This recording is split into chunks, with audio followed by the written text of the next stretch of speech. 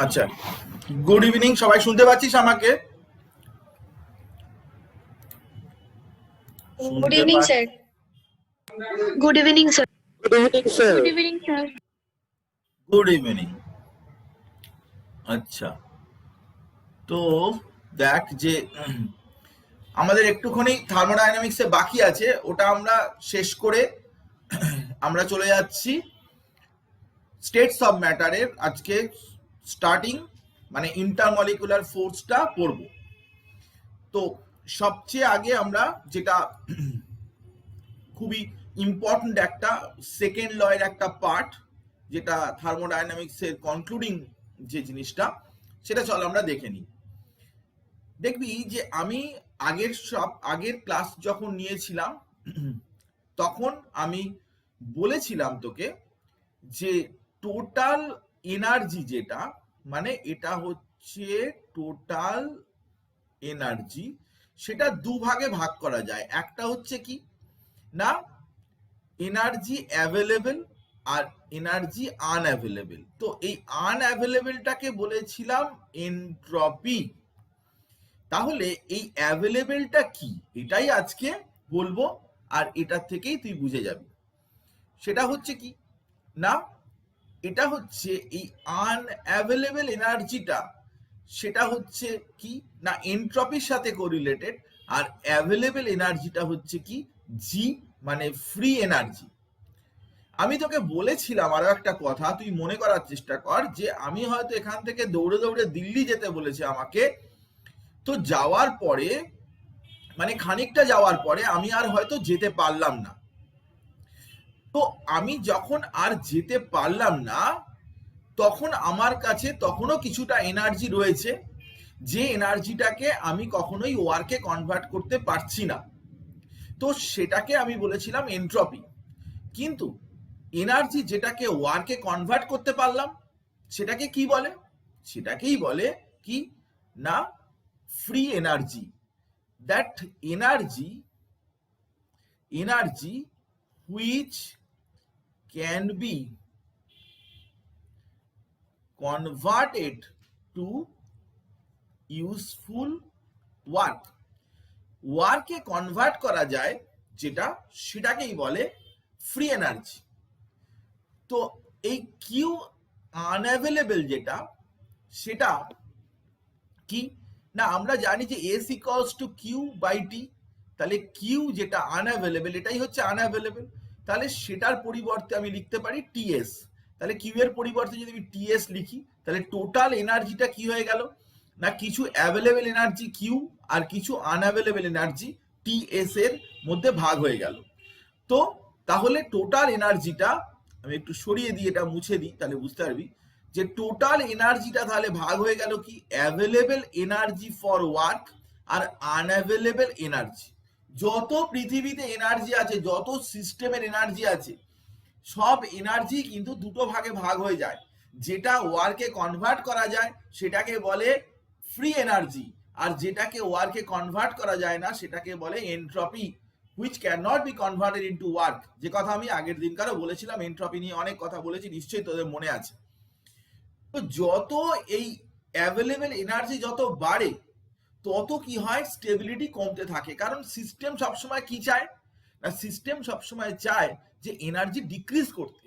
Atoms, molecules, ion সবাই কি চায় এনার্জি ডিক্রিজ করতে। তাহলে এনার্জি যদি বেড়ে যায়, তাহলে তার স্টেবিলিটি কি হবে, অটোমেটিক্যালি ডিক্রিজ করবে।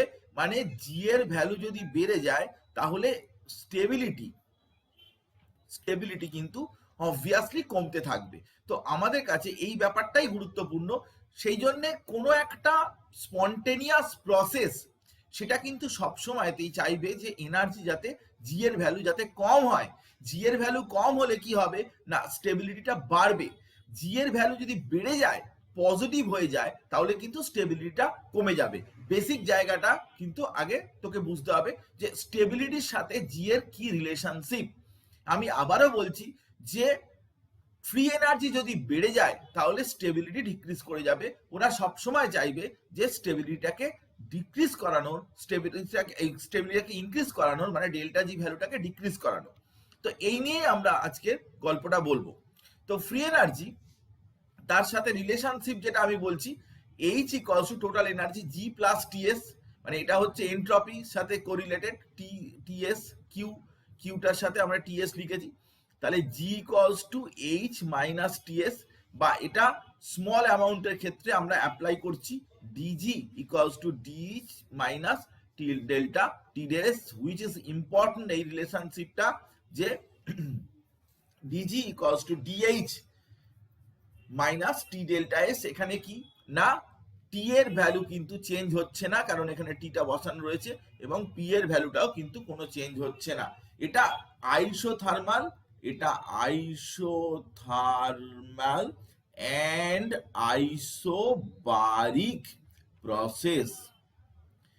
তো এখন বক্তব্যটা হচ্ছে যে এটাই যদি রিলেশনশিপ হয়, তাহলে আমরা ডেল্টা জি মানে একটা ফাইনাইট চেঞ্জ, দেখ এটা কিন্তু কি স্মল চেঞ্জ, ডি মানে হচ্ছে কি স্মল, আর ডেল্টা মানে একটা ফাইনাইট চেঞ্জ, তাহলে সেক্ষেত্রে কি লিখবে, delta G equals to delta H minus T delta S. তো এটা সবসময় সিস্টেমের ক্ষেত্রে ধরা হবে, delta G of system, delta H of system minus delta T T delta S of system. এই ইকুয়েশনটাকেই বলে কি না, গিবস হেলমনস ইকুয়েশন। গিবস হেলমনস ইকুয়েশন দিয়ে কি হবে আমি তোকে এক্ষুনি বলে দেবো যে এই ইকুয়েশনটা কি কাজে লাগবে, কিন্তু এটুকু আমি বলছি যে এই ইকুয়েশনটার মারাত্মক ইউজ আছে, এবং আমরা এটা দিয়ে নিউমেরিক্যাল প্রবলেমসও আছে, এবং এই ফর্মুলাটা দিয়ে আমাদের আরো অনেক কিছু কোশ্চেনও দেয়, সেটা আমি তোকে ধীরে ধীরে বলছি, আজকের ফার্স্ট পার্টটায় ওই জিনিসটাই বলবো। তো দেখ, যে সবসময় এটাও খেয়াল রাখতে হবে যে delta G of the system is equals to delta H of the system minus T delta S of the system. এবারে দেখ, আমাদের এটা হয়তো দরকার লাগবে না, এই ইকুয়েশনটা দিয়ে হয়ে যাবে, আমি তোকে ব্যাপারটা বিষয়টা বুঝিয়ে দিচ্ছি, এখানে আমার কথাটা শোন, এইখানটায় চল, তাহলে তোকে আমি বোর্ডে আমি তোকে বুঝিয়ে দিই ব্যাপারটা কি দাঁড়াচ্ছে জিনিসটা। দেখ, বেসিক্যালি ব্যাপারটা হচ্ছে যে খুবই সিম্পল, তুই আমার কথাটা ভালো করে শোন, তাহলে এখানে পরের স্লাইডগুলো দেখলে তুই বুঝে যাবি। আমি তোকে এই জিনিসটা বলতে চাইলাম, delta G equals to delta H minus T delta S. প্রথমত ডেল্টা জি এর তিনটে কনসেপ্ট। ডেল্টা জি যদি নেগেটিভ হয় তাহলে প্রসেস উইল বি স্পন্টেনিয়াস। আচ্ছা, ডেল্টা জি যদি পজিটিভ হয় কিছু করার নেই, প্রসেস নন স্পন্টেনিয়াস, আর জিরো হলে ইকুইলিব্রিয়াম। এই হচ্ছে ডেল্টা জি এর ভ্যালু তিনটে হতে পারে। এখন আমি কি বলেছি তোকে, delta G equals to delta H minus T delta S. এটা কি, এটা হচ্ছে এনথ্যালপি, এটা হচ্ছে কি এনট্রপি। তো কোনো একটা রিয়াকশনে যারা আছে তাদের এনট্রপি বা এনথ্যালপি এগুলোকে তুমি চেঞ্জ করতে পারো না, এগুলো কোনো পরিবর্তন করতে পারো না, এগুলো সবসময় যে যা ভ্যালু তাই থাকবে, এনট্রপির ভ্যালু কিন্তু যা আছে তাই থাকবে, অসুবিধার কিছু নেই। তো এখন ঘটনাটা হচ্ছে যে এনথ্যালপি বা এনট্রপির ভ্যালু তুমি চেঞ্জ করতে পারছো না, যা ভ্যালু আছে তাই আছে। তো এই অবস্থায় আমি কন্ডিশন খুঁজে বের করছি যে কি কন্ডিশনে ডেল্টা জি নেগেটিভ হতে পারে। দেখ, কন্ডিশন 1, যদি ডেল্টা এইচটা নেগেটিভ আর ডেল্টা এসটা পজিটিভ হয়, তাহলে delta G equals to delta H minus T delta S. এখন এটা যদি নেগেটিভ হয় আর এই পোর্শনটা যদি পজিটিভ হয়, তাহলে টোটাল মিলিয়ে ডেল্টা জি কি হবে, নেগেটিভ হয়ে যাবে, এবং সেই প্রসেসটা কি হয়ে যাবে, সঙ্গে সঙ্গে স্পন্টেনিয়াস হয়ে যাবে। তাহলে স্পন্টেনিয়াস প্রসেসের নাম্বার 1 কন্ডিশন কি হলো, আমার সাথে ভালো করে বোঝার চেষ্টা কর। স্পন্টেনিয়াস রিয়াকশনের নাম্বার 1 কন্ডিশন হচ্ছে এটাই, যে ডেল্টা এইচ এর ভ্যালু বা এনথ্যালপির value negative. Enthalpy value negative মানে কি, এনথালপির ভ্যালু নেগেটিভ মানে কি? Exothermic reaction. এক্সোথার্মিক রিয়াকশন হতে হবে এবং কি ডেল্টা এসটা পজিটিভ মানে তার এন্ট্রপিটাও বাড়তে হবে, এন্ট্রপিটাও ইনক্রিজ করতে হবে। এই দুটো যদি একসাথে থাকে, একসাথে যদি হয় যে একটা exothermic reaction at the same time তার এন্ট্রপিটাও কিন্তু পজিটিভ হচ্ছে, এমন যদি হয় তাহলে সেই রিয়াকশন কিন্তু অ্যাট এনি টেম্পারেচার সেটা স্পন্টেনিয়াস হবে। Spontaneous at any temperature. এই কথাটা বুঝেছিস না বুঝিসনি? এই কথাটা বুঝতে পেরেছিস না? যে কোনো টেম্পারেচারে স্পন্টেনিয়াস হবে কোন রিয়াকশন? না যার ডেল্টা এইচ এর ভ্যালু নেগেটিভ আর ডেল্টা এস এর ভ্যালু পজিটিভ। কারণ ক্যাপিটাল টি কখনো নেগেটিভ হতে পারে না, ক্যাপিটাল টি সবসময় পজিটিভ হয়। অ্যাবসলিউট স্কেলে টেম্পারেচার কখনো নেগেটিভ হতে পারে না, সেটা সবসময় পজিটিভই হবে। তো তাহলে ডেল্টা এইচও নেগেটিভ, ডেল্টা এসও পজিটিভ, তাহলে সব মিলিয়ে কি হবে? ডেল্টা জিটা নেগেটিভই হবে, মানে স্পন্টেনিয়াস যে কোনো টেম্পারেচারে ওটা স্পন্টেনিয়াসই হবে। কথা বুঝতে পেরেছিস? আচ্ছা, এইবারে শোন, এইবারে ব্যাপারটা শোন। এইবারে ধর আমি বললাম যে ডেল্টা এইচটা পজিটিভ কিন্তু ডেল্টা এসটাও পজিটিভ, তাহলে delta G equals to delta H minus T delta S. তাহলে এই ভ্যালুটা কি? ভালো করে বোঝার চেষ্টা কর। এই ভ্যালুটা হচ্ছে পজিটিভ, টি ডেল্টা এস টার ভ্যালুটা কি? না পজিটিভ। তাহলে কি হলে ডেল্টা জির ভ্যালুটা নেগেটিভ আসবে? কি হলে ডেল্টা জি এর ভ্যালুটা নেগেটিভ আসবে? কথাটা বোঝার চেষ্টা কর। ডেল্টা জি ভ্যালু কখন নেগেটিভ আসবে? না যখন T delta S is greater than delta H হবে। T delta S greater than delta H হবে। তাহলে ডেল্টা এস বা ডেল্টা এইচ কে তুই কিছু চেঞ্জ করতে পারবি না। তাহলে এরা এই ধরনের রিয়াকশন কি হবে? স্পন্টেনিয়াস অনলি অ্যাট কি হায়ার টেম্পারেচার। স্পন্টেনিয়াস হবে কেবলমাত্র হাই টেম্পারেচারে। এই সমস্ত রিয়াকশন গুলো হাই টেম্পারেচারে করতে হবে। কাদের? না endothermic at the same time delta এসটা পজিটিভ। এন্ডোথার্মিক এবং ডেল্টা এসটা যদি পজিটিভ হয় তাহলে তাকে তুই স্পন্টেনিয়াস করতে পারিস, কিন্তু তোকে টেম্পারেচারটা কি করতে হবে?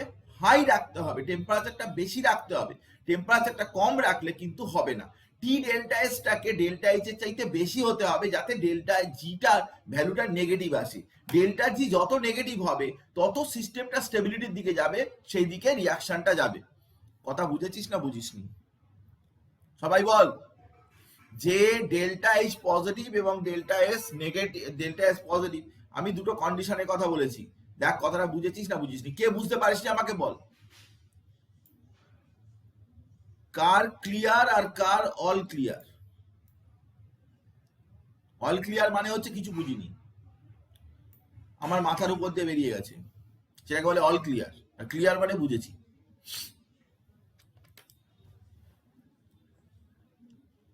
কথা বুঝেছিস না বুঝিসনি? এই দুটো কন্ডিশন এটা লাস্টেরটা একবার স্যার এবার একটু বলুন। এটা বল না।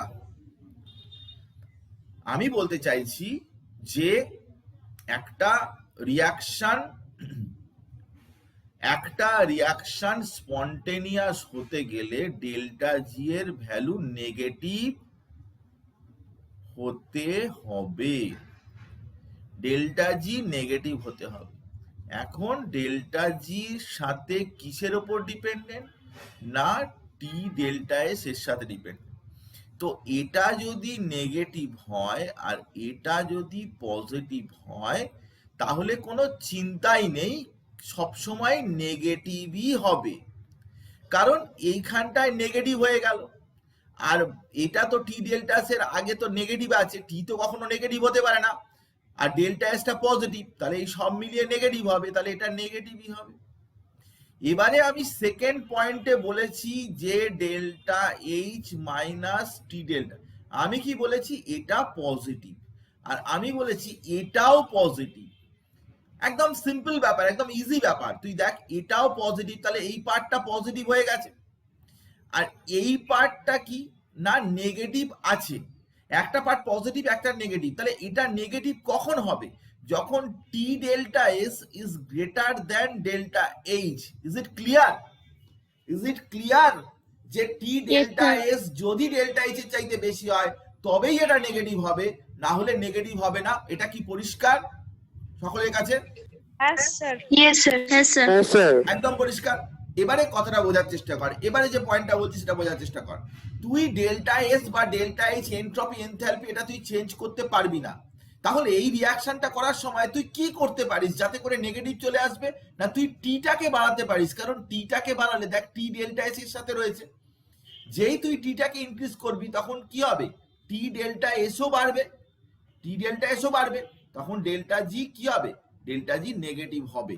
কথাটা এটাই যে কিছু কিছু রিয়াকশন হাই টেম্পারেচারে করা হয় ভালো হয়, আবার কিছু কিছু রিয়াকশন লো টেম্পারেচারে করা হয়। অনেকেই বলতে শুনেছি যে যেটা লো টেম্পারেচারে করা হয় ওটা হাই টেম্পারেচারে হবে, বাজে কথা, বোঝে না সেই জন্য এইসব উল্টোপাল্টা কথা বলে। যেটা লোতে হবে অনেকে এইভাবে বলে, আরে বাবা যেটা 10 ডিগ্রিতে হবে সেটা কি 50 ডিগ্রিতে হবে না? সেটা তো হবেই, কি বোঝো তুমি? কিছু বোঝো না। এসব কথা চলে না, এসব বাজে কথা। কারণ রিয়াকশনের কন্ডিশন অনুযায়ী কিন্তু টেম্পারেচার চেঞ্জ করলে কিন্তু ডেল্টা জি এর ভ্যালুটা চেঞ্জ হয়ে, হ্যাঁ এম দেখালে ওইখানটায় যেখানটায় চেপে ধরে আর কি, একটু চেপে ধরলে বন্ধ হবে।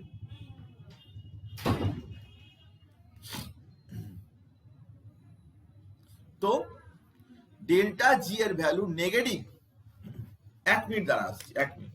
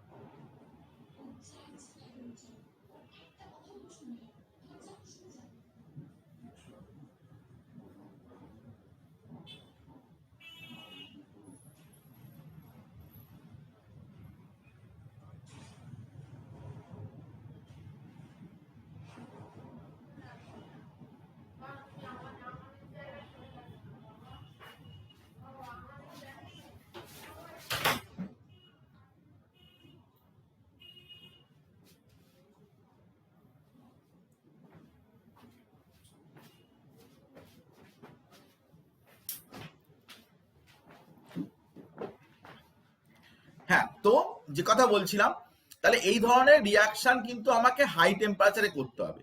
এবার দেখ থার্ড পয়েন্ট হচ্ছে যে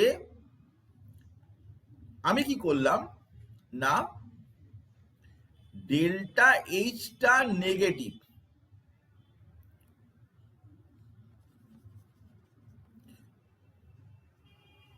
ডেল্টা এইচটা নেগেটিভ, ডেল্টা এসটাও নেগেটিভ, তো ডেল্টা জি এর কি অবস্থা হবে? দেখ delta H minus T delta S. তাহলে এখন বোঝার চেষ্টা কর যে এইটা নেগেটিভ। আচ্ছা, এই জিনিসটা যদি নেগেটিভ হয়ে যায় তাহলে পুরো টি ডেল্টা এসটা এর আগে নেগেটিভ আছে, তাহলে সব মিলিয়ে এটা কি হয়ে যাবে? পজিটিভ হয়ে যাবে। এর আগে নেগেটিভ তো আছে, তাহলে এই নেগেটিভটা এর সাথে পড়লে তো পজিটিভ হয়ে যাবে, কারণ টি তো পজিটিভই। তাহলে এখন এই অবস্থায় ডেল্টা জি নেগেটিভ হবে তখনই যখন ডেল্টা এইচ গ্রেটার দেন টি ডেল্টা এস হবে। ডেল্টা এইচ গ্রেটার দেন টি ডেল্টা এস হবে, এটা নেগেটিভ তো। আর টি ডেল্টা এস এর আগে নেগেটিভ আছে, মানে এটা মিলিয়ে টোটাল হয়ে গেল কি পজিটিভ। তাহলে ডেল্টা জি এর ভ্যালু নেগেটিভ কখন হবে? যখন ডেল্টা এইচ গ্রেটার দ্যান টি ডেল্টা এস হবে। এই কথাটা বুঝেছিস না বুঝিসনি? আমরা তিনটে কন্ডিশন ফুলফিল করতে চাই, এটা বুঝতে পেরেছিস না বুঝতে পারিসনি? কথা বল। পেরেছি স্যার। হ্যাঁ স্যার বুঝেছি। তাহলে এই ধরনের রিয়াকশন বেশি টেম্পারেচারে করবি না লো টেম্পারেচারে করবি, এটা বল আমাকে। এই ধরনের রিয়াকশন, এই যে এখন যেটা আমি ডিসকাস করছি, এই রিয়াকশনটা বেশি টেম্পারেচারে করা উচিত না লো টেম্পারেচারে করা উচিত?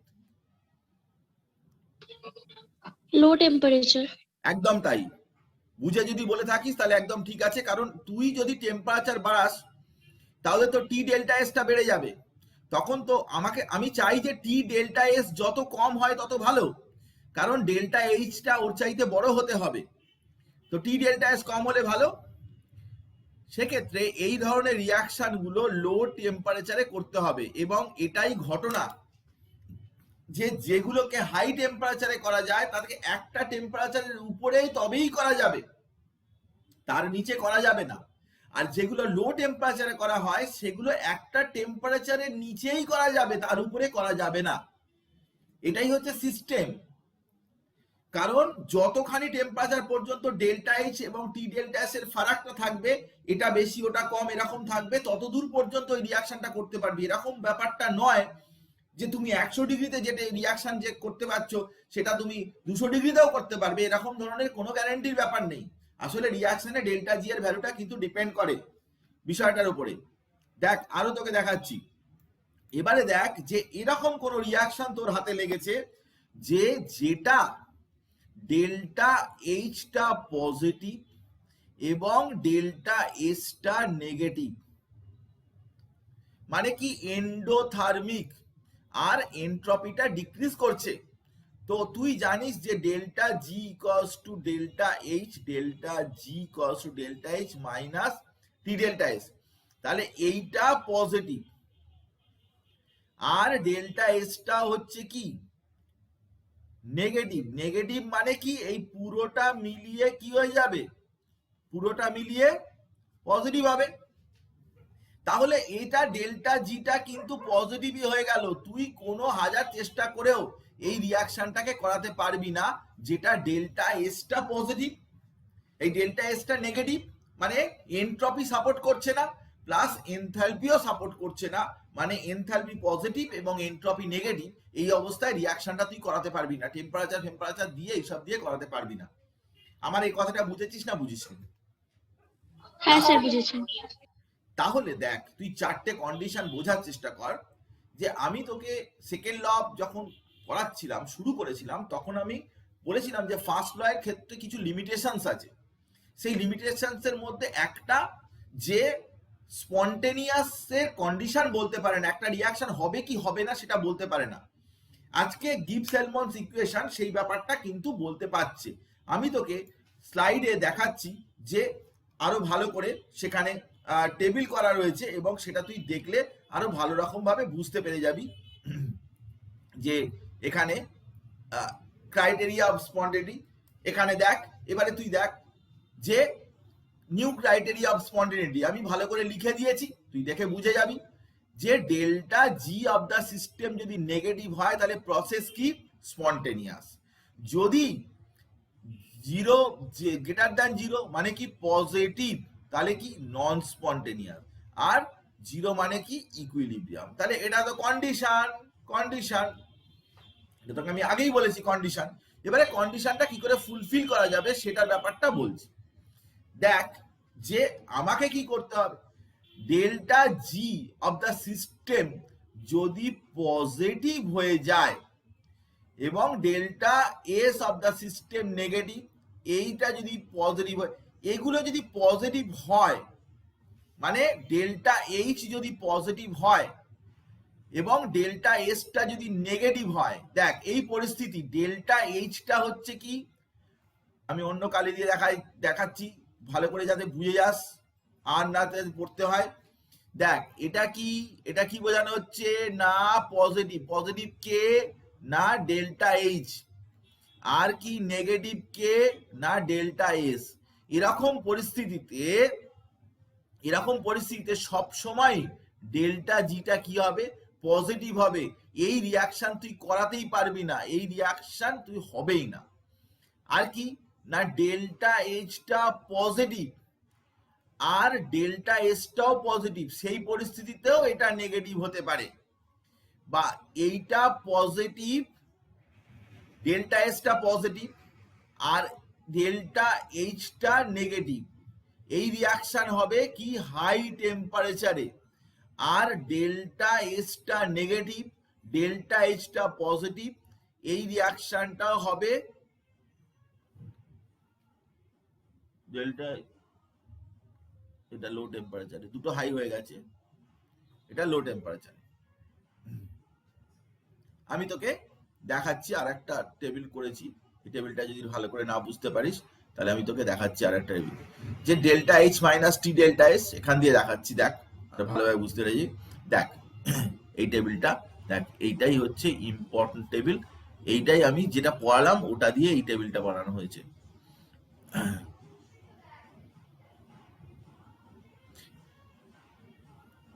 আচ্ছা, delta S negative, delta S positive, delta জি সবসময় নেগেটিভ হবে। এটা স্পন্টেনিয়াস অ্যাট অল টেম্পারেচার, কারণ তুই দেখবি delta G equals to delta H minus T delta S. এই ফর্মুলায় যদি তুই ডেল্টা এইচ এর জায়গায় নেগেটিভ বসাস আর ডেল্টা এস এর জায়গায় পজিটিভ বসাস, তাহলে এটা সবসময় নেগেটিভ আসবে। এইবারে কি না ডেল্টা এস নেগেটিভ, ডেল্টা এইচও নেগেটিভ, তাহলে এটা নেগেটিভ হবে লো টেম্পারেচারে আর পজিটিভ হবে হাই টেম্পারেচারে। তখন লো টেম্পারেচারে স্পন্টেনিয়াস হবে, হাই টেম্পারেচারে নন স্পন্টেনিয়াস হবে। আর যদি দুটোই পজিটিভ হয়, দেখ পজিটিভ পজিটিভ, তাহলে লো টেম্পারেচারে পজিটিভ হবে ডেল্টা জি আর হাই টেম্পারেচারে নেগেটিভ হবে। সবসময় এই ইকুয়েশনটা ইউজ করবি, ইউজ দিস ইকুয়েশন। তাহলে আর এটা যদি পজিটিভ হয় ডেল্টা এইচটা, ডেল্টা এসটা যদি নেগেটিভ হয়, তাহলে এটা সবসময় positive, non spontaneous at all temperature. এই হচ্ছে চারটে কন্ডিশন, একটা দুটো তিনটে চারটে। এটা অব্যর্থভাবে পরীক্ষায় পড়ে যে কখন লো টেম্পারেচারে হবে, কখন হাই টেম্পারেচার। আমি তোকে কোশ্চেন দেখাবো, এরকম কোনো ব্যাপার নয় যে তুই কোশ্চেনটা মাথায় নিলেই তুই বুঝতে পেরে যাবি যে আমি কি জিনিস পড়াতে চাইছি, তোকে কি জিনিস বলতে চাইছি। তো এটা একটা সিম্পল ব্যাপার, আমি তোকে লিখে দেখালাম, এখানে টেবিলটাও দেখালাম। এই টেবিলটা তুই ভালো করে পড়বি, এই টেবিলটার মধ্যে সব আছে। যে ডেল্টা এইচ এর একটা জিনিস সবসময় খেয়াল রাখবি, মাথায় রাখবি, যে এক্সোথার্মিক রিয়াকশন এবং এন্ট্রপি বাড়ছে। তুই বলি এন্ট্রপি বাড়ছে কি করে বুঝবো? তুই নাম্বার অফ মলিকিউলস দেখে বুঝে যাবি না, নাম্বার অফ মলিকিউলস দেখে বুঝে যাবি। আমি তোকে দেখাচ্ছি, তুই চিন্তা করিস না। ধর এরকম ধরনের nitrogen plus 3 hydrogen equals to 2 ammonia, এটা ডেল্টা এইচটা নেগেটিভ, মানে কি এক্সোথার্মিক, এক্সোথার্মিক ডেল্টা এইচটা নেগেটিভ। কিন্তু অ্যামোনিয়া তৈরি যেটা, সেটা কি ভালো হয়? হয় না। তুই মনে করে দেখবি আয়রন ক্যাটালিস্ট লাগে, মলিবডিনাম প্রমোটার লাগে, 200 অ্যাটমসফিয়ারিক প্রেসার লাগে, 550 ডিগ্রি সেন্টিগ্রেড লাগে, ভালো হয় না। তুই এখন জানতে চাইছিস যে কেন ভালো হয় না, এই রিয়াকশনটা কেন ভালো হয় না? বেশ করবে, ভালো হবে। আপনি জানতো তুই রেগে যাচ্ছিস না, রাগার কোনো ব্যাপার না, আমি বারবার বলেছি আমার উপর রাগ করিস না। বেসিক্যালি ব্যাপারটা বোঝার চেষ্টা কর। সেখানে হচ্ছে এনট্রপি মানে নাম্বার অফ মলিকিউলসটা বাড়তে হবে। এ দেখ এদিকে কত আছে, 1 প্লাস 3 মানে 4 আছে, তার থেকে কত হয়েছে 2 হয়েছে, তাহলে 4 থেকে 2 হয়েছে, মানে এনট্রপিটা যেটা ডেল্টা এসটাও কিন্তু নেগেটিভ হয়ে গেছে। মানে এই কন্ডিশনে চলে এসছে যে ডেল্টা এস নেগেটিভ, কিন্তু ডেল্টা এসও, ডেল্টা এইচ আর ডেল্টা এস দুজনেই নেগেটিভ। তো এই ধরনের রিয়াকশন কিন্তু লো টেম্পারেচারে করা উচিত, লো টেম্পারেচারে করলে তবে স্পন্টেনিয়াস হবে। এখন অ্যামোনিয়া প্রোডাকশন কিন্তু লো টেম্পারেচারে করা হয় না, 550 ডিগ্রি সেন্টিগ্রেড টেম্পারেচারে করতে হয়। কারণ একটাই, যে আমি যখন কেমিক্যাল ইকুইলিব্রিয়াম পড়িয়েছিলাম তখনও আমি এই কথা বলেছিলাম যে তুই যদি লো টেম্পারেচারে যদি রিয়াকশনটা হয় বলে যদি করতে থাকিস, তাহলে তো রিয়াকশন রেটটা খুব স্লো হয়ে যাবে, ধীরে ধীরে হতে থাকবে। যার জন্য আমরা সবসময় প্রেফার করি যে যদি রিয়াকশনটা কিছু নন স্পন্টেনিয়াসলিও হয়, তবুও যেন আমরা হাই টেম্পারেচারে করলে। হাই টেম্পারেচারে করলে কি হয় না, একটু অ্যামাউন্টটা যেটা সেটা বেশি করে তৈরি হবে, এইটাই হচ্ছে ব্যাপার, আর কিছু ব্যাপার নয়। কন্ডিশন সেই জন্য সবসময় দেখতে হয়। এনট্রপি বাড়ছে কি কমছে বুঝে যাবি রিয়াকশনে কত। ধর এরকম ধরনের PCl5 ভেঙে গিয়ে PCl3 প্লাস Cl2, বুঝে যাচ্ছে এনট্রপি পজিটিভ বাড়ছে, কারণ একটা মলিকিউল ছিল তার থেকে 1+1 মানে দুটো মলিকিউল হচ্ছে। এনট্রপি মানেই হচ্ছে বিক্ষিপ্ত বা র্যান্ডমনেসটা বাড়বে, ব্যাস, আর কিচ্ছু না। এটা দিয়েই হচ্ছে স্পন্টেনিটি কন্ডিশন, আমি তোকে বললাম। এবং সেখানে সব সময়তেই তুই মনে রাখবি। এই এখানে দেখ তুই কত সুন্দর ব্যাপার যে ডেল্টা এইচ সেটা পজিটিভ হতে পারে, নেগেটিভ হতে পারে, আর ডেল্টা এস পজিটিভ হতে পারে, নেগেটিভ হতে পারে। এটা পজিটিভ, এটা পজিটিভ, দুটোই পজিটিভ। তাহলে দেখ এরকম ডায়াগোনালি ভাববি, এটা positive, delta S positive, delta S positive, spontaneous at high temperature, non spontaneous at low temperature. আর কি না, এটা পজিটিভ, ডেল্টা এসটা পজিটিভ, ডেল্টা এইচটা নেগেটিভ, তাহলে স্পন্টেনিয়াস অ্যাট অল টেম্পারেচার। আর এটা নেগেটিভ, এটা positive, non spontaneous at all temperature. আর এটা নেগেটিভ, এটা negative, non spontaneous at high temperature, spontaneous at low temperature. ভালো করে তুই এই টেবিলটা দেখ যে ডেল্টা এইচ আর delta S K positive negative দিয়ে কত সুন্দরভাবে দেখানো গেছে। তো এরকম একটা টেবিল তুই জাস্ট জানলেই হবে, যে কোনো একটা টেবিল, আমি অনেকগুলো সাবস্টিটিউট তোকে দিয়েছি অপশন, যে কোনো একটা টেবিলের থ্রু দিয়ে তুই যদি পড়িস। আসল ব্যাপারটা হচ্ছে ডেল্টা এইচ এবং ডেল্টা এস কি হলে ডেল্টা জিটা নেগেটিভ হবে, এটাই হচ্ছে সেকেন্ড ল অফ থার্মোডাইনামিক্স এর মূল বক্তব্য, কন্ডিশন অফ স্পন্টেনিটি, মূল বক্তব্য। তো যাকে আমরা এই কথা বললাম। এবারে বহু বইতে দেখবি একটা ল লেখা আছে, জিরো এথ ল, এরকম ল তুই শুনবি খুব কম থরি। তো যাকে এই জিনিসপত্রগুলোর কোনো মানে নেই, সেই অর্থে জিরো এথ ল বলে একটা ল আছে, এটা নিয়ে তোর চিন্তা করার কিছু নেই। আমি তোকে বলে দিচ্ছি যে লটা এটাই প্রথম দেয়া হয়েছিল, জিরো এথ ল, কিন্তু আমি এটা নিয়ে বেশি কথা বলতে চাই না, সিলেবাসের মধ্যেকারও বিষয় নয়। তো আমি তবু একটু জাস্ট তোকে জানিয়ে রাখছি, কারণ হয়তো কেউ বন্ধু বান্ধব বললো কিরে জিরো এথ ল পড়েছিস, সুভাষ স্যার পড়িয়েছে, মালটা কিছু জানে, তো এরকম ধরনের কথা। তোর জিরো এথ লটা তো জানা থাকবে।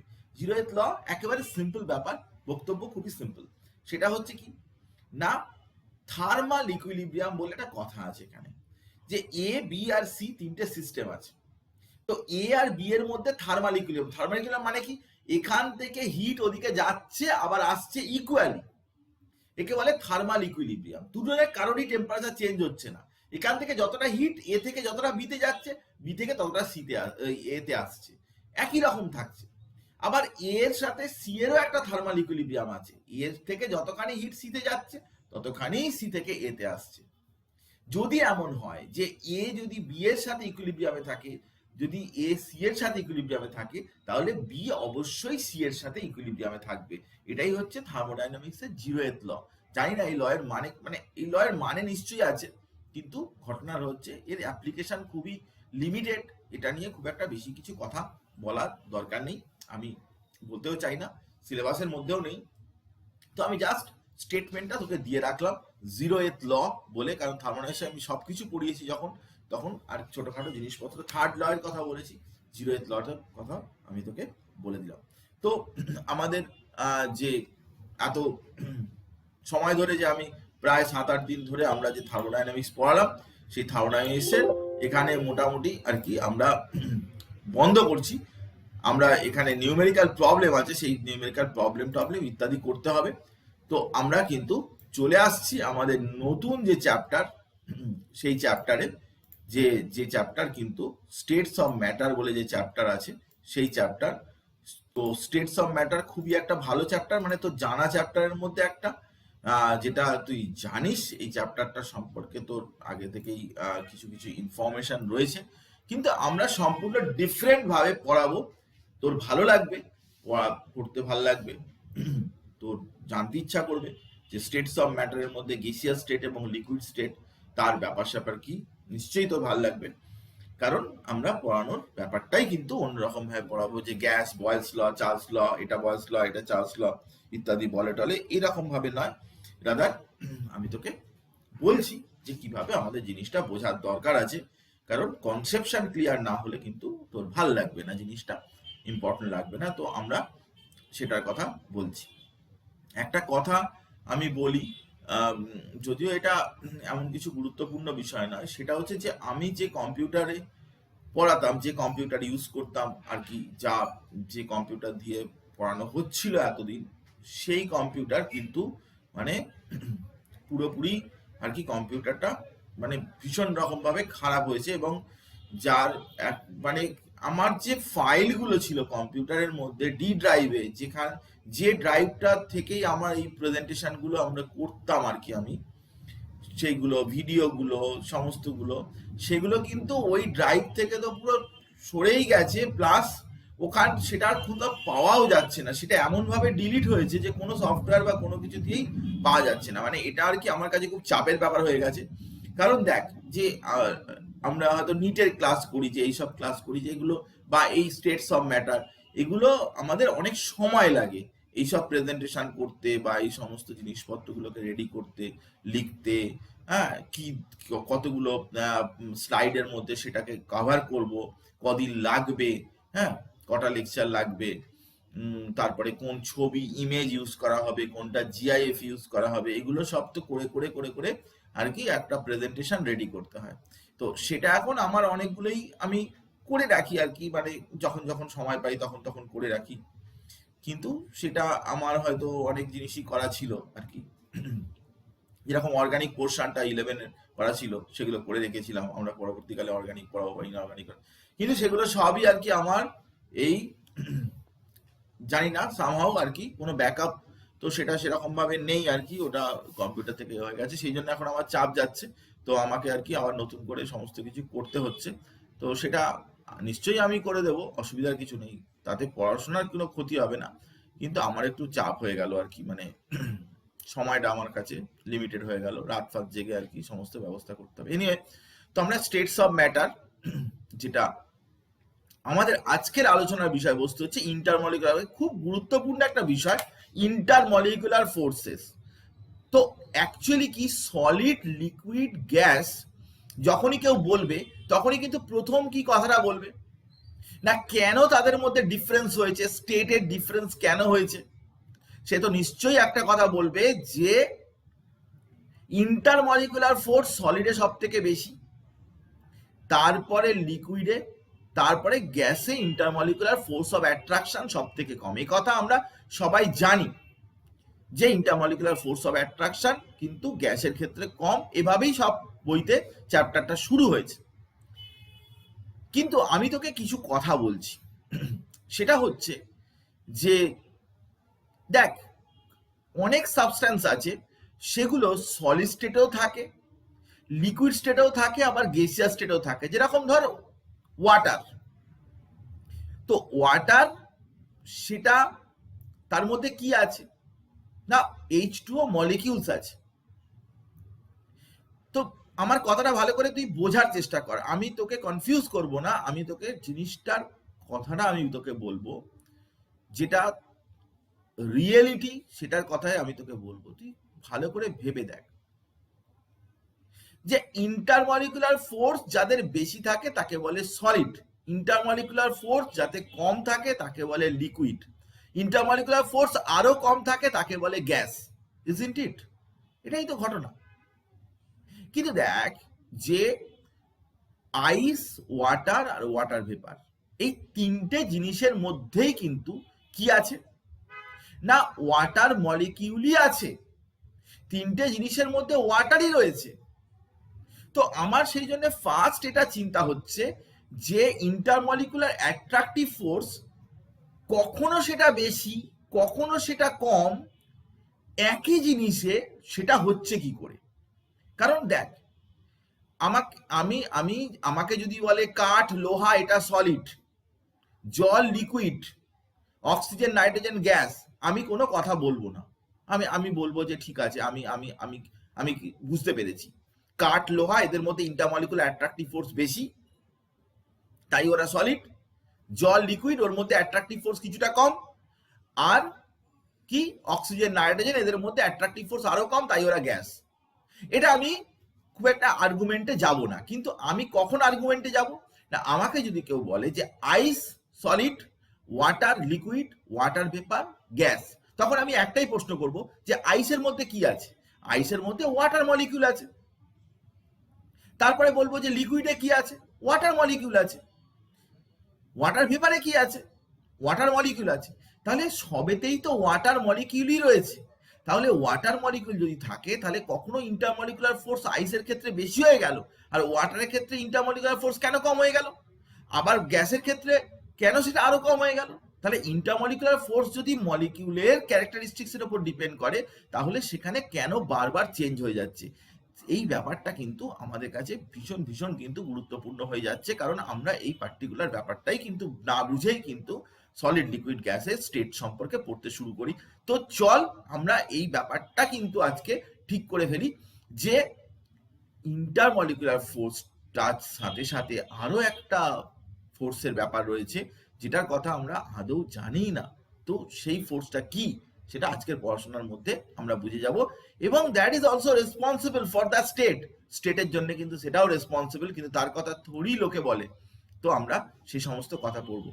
তো আজকে চল, ইন্টারমলিকুলার ফোর্স মানে কি না, মলিকিউল মলিকুলার ইন্টার ইন্টার মানে হচ্ছে মলিকিউল মলিকুলের মধ্যে ফোর্স কি কি আছে। Attractive force, this force is known as attractive force. এটা কিন্তু অ্যাট্রাকটিভ ফোর্স কি আছে, চল সেটা আমরা দেখি।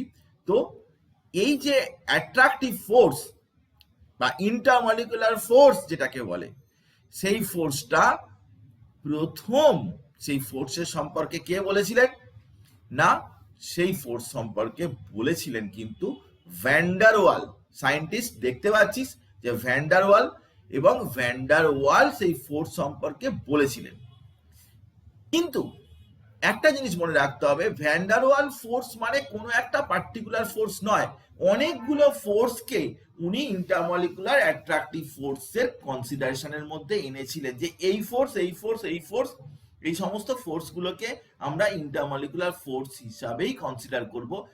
অ্যান্ড পপুলারলি ওনার স্মৃতির জন্যে জোহানেস ভ্যান ডার ওয়াল, দেখবি যে গ্যাসের ক্ষেত্রে ওনার ইকুয়েশন আছে, আমি তোকে পড়াবো। তো ওনার নামেতে সেই ফোর্সগুলোর কথা বলা হয়েছে, যা কিনা ভ্যান ডার ওয়াল দেননি সেই ফোর্সগুলো, কিন্তু ভ্যান ডার ওয়াল এই ফোর্সগুলোকে ইন্টারমলিকুলার অ্যাট্রাকটিভ ফোর্স হিসাবে ইউজ করেছিলেন। সেই সমস্ত ফোর্স তাদেরকে একসাথে কালেকটিভলি বলা হয় ভ্যান ডার ওয়াল ফোর্স। তো তার মধ্যে কি কি ফোর্স আছে চল আমরা ফটাকসে দেখে নিই। যে 3 রকমের ফোর্স, আর একটা স্পেশাল টাইপের আছে যেটা আমি পরে বলছি। আগেই আমি 3টে ফোর্সের কথা বলি, যা কিনা যে কোনো জায়গায় যে কোনো মলিকিউলের মধ্যে থাকতে পারে, তবে বিশেষ বিশেষ ক্ষেত্রে সেটা অ্যাপ্লিকেবল। কোন কোন ক্ষেত্রে কিভাবে অ্যাপ্লিকেবল আমি তো তোকে বলবোই সে কথা। তো প্রথমত ভ্যান ডার ফোর্সের মধ্যে ফার্স্টেই আসছে কি, dispersion or London force. Dispersion ফোর্সও বলা যেতে পারে বা লন্ডন ফোর্স বলা যেতে পারে। আচ্ছা, কেন লন্ডন ফোর্স নাম হয়েছে কেউ বলতে পারবি? কেন লন্ডন ফোর্সের নাম দিয়েছে এটা কেউ বলতে পারবি? কারোর আইডিয়া রয়েছে লন্ডন ফোর্স নাম হয়েছে কেন? লন্ডনে আবিষ্কার হয়েছিল। হ্যাঁ, লন্ডনে আবিষ্কার হয়েছিল। লন্ডনে আবিষ্কার করেছিল, মানে লন্ডনে প্রথম আবিষ্কার হয়েছিল এটা। হ্যাঁ, এটা কে বললো, কার নাম এটা? দেবাদিতা? হ্যাঁ মানে গেস করলাম, জানতাম না। উপর হয়েছে, হ্যাঁ, সায়েন্টিস্টের নামের পরে হয়েছে লন্ডন ফোর্স। মানে সায়েন্টিস্টের নাম হচ্ছে লন্ডন? না স্যার, এটা কি লন্ডন ছিল, নামটা ভুলে গেছি। হ্যাঁ হতে পারে, নাম সায়েন্টিস্টের লন্ডন, বন্ডিং এ পড়েছিলাম। হ্যাঁ, যেমন ধর বেহালা, কারোর নাম বেহালা, হ্যাঁ বেহালা মুখার্জি, এরকম হয় আর কি। আচ্ছা ভালো বলেছিস, হ্যাঁ সায়েন্টিস্টের নাম হচ্ছে লন্ডন। আমি বলছি সেটা লন্ডন বলে জায়গাটা হয়নি, লন্ডন লোকের নাম ছিল, একজন সায়েন্টিস্টের নাম ছিল লন্ডন। এক্স্যাক্টলি, লন্ডন খুব নাম করা একজন সায়েন্টিস্ট, তার নাম হচ্ছে লন্ডন। এবং তিনি এই ফোর্সের কথা বলেছিলেন। ফার্স্ট কি ফোর্স আমি তোকে বলবো, ডাইপোল ডাইপোল ফোর্স বলে আরো একটা ফোর্স আছে, যেটা ভ্যান ডার ওয়াল ফোর্সের মধ্যে, সেটাকেও যেগুলো বলা হয় তার ডাইপোল ডাইপোল ফোর্স। আর 3 নম্বর হচ্ছে ডাইপোল ইনডিউস ডাইপোল ফোর্স। তো এগুলো না জানলে গেসিয়াস স্টেট, বয়েস ল, চার্লস ল এইসব পড়া বেকার। তো আমাদেরকে একটু পড়তেই হবে এইসব জিনিসপত্রগুলো, কারণ ইন্টারমলিকুলার অ্যাট্রাকটিভ ফোর্স যখন কোশ্চেনে অ্যান্সার লিখতে যাব তার মধ্যে কিন্তু চলে আসবে। মজাদার ব্যাপার, ইম্পর্টেন্ট ব্যাপার, জানার দরকার আছে। তো ডিসপারশন ফোর্স, ফার্স্টে আমরা ডিসপারশন ফোর্স বা লন্ডন ফোর্স নিয়ে আলোচনা করব, তারপরে পরপর আমরা ফোর্সগুলো নিয়ে ভাববো। তো প্রথমে চল আমরা ডিসপারশন ফোর্স যেটা সেটা নিয়ে বলি। তো বেসিক্যালি দেখ যে এটা কিন্তু দিয়েছিলেন যে যিনি, তার নাম হচ্ছে এই যে ফ্রিজ লন্ডন। এই ভদ্রলোক যাকে দেখতে পাচ্ছিস তার নাম হচ্ছে ফ্রিজ লন্ডন, এবং লন্ডন হচ্ছে এদের টাইটেল। এরকম আরো অনেক সায়েন্টিস্ট আছে যাদের নাম লন্ডন, মানে লন্ডন হচ্ছে তার নাম না, অ্যাকচুয়ালি টাইটেলটা। হ্যাঁ, আমাদের যেরকম দাস, সরকার, মুখার্জি, ব্যানার্জি, চ্যাটার্জি এইসব, ওদের সেরকম লন্ডন। তো ইনসিডেন্টালি লন্ডন একটা জায়গারও নাম, কিন্তু ওটা একজন লোকের নাম। তো বেসিক্যালি ব্যাপারটা মানে লন্ডন ফোর্স বলতে কি বোঝায় আমি তোকে বলছি, তুই একটু ব্যাপারটা ভালো করে শোন। এখানে তো একটা ছবি তুই দেখতেই পাচ্ছিস, সেই ছবিতে অনেক কিছু দেখানো হচ্ছে, কিন্তু তুই ব্যাপারটা মাথায় রাখাটা একটু মানে প্রথমে একটু সময় লাগতে পারে, কিন্তু আমি তোকে বেসিক্যালি ব্যাপারটা বোঝাতে চাইছি যে এখানে বেশ কয়েকটা ব্যাপার, প্যারামিটার এখানে রয়েছে। চল সেই প্যারামিটারগুলো আমি ভালো করে আগে তোকে বুঝিয়ে দিই, তারপরে তুই এই ছবিটা দেখলে কিন্তু বুঝতে পারবি। কি না, প্রথমে হচ্ছে অ্যাটম এবং মলিকিউল, যারা নন পোলার মলিকিউল, তাদের মধ্যে তাদের মধ্যে কোনো পোলারিটি নেই।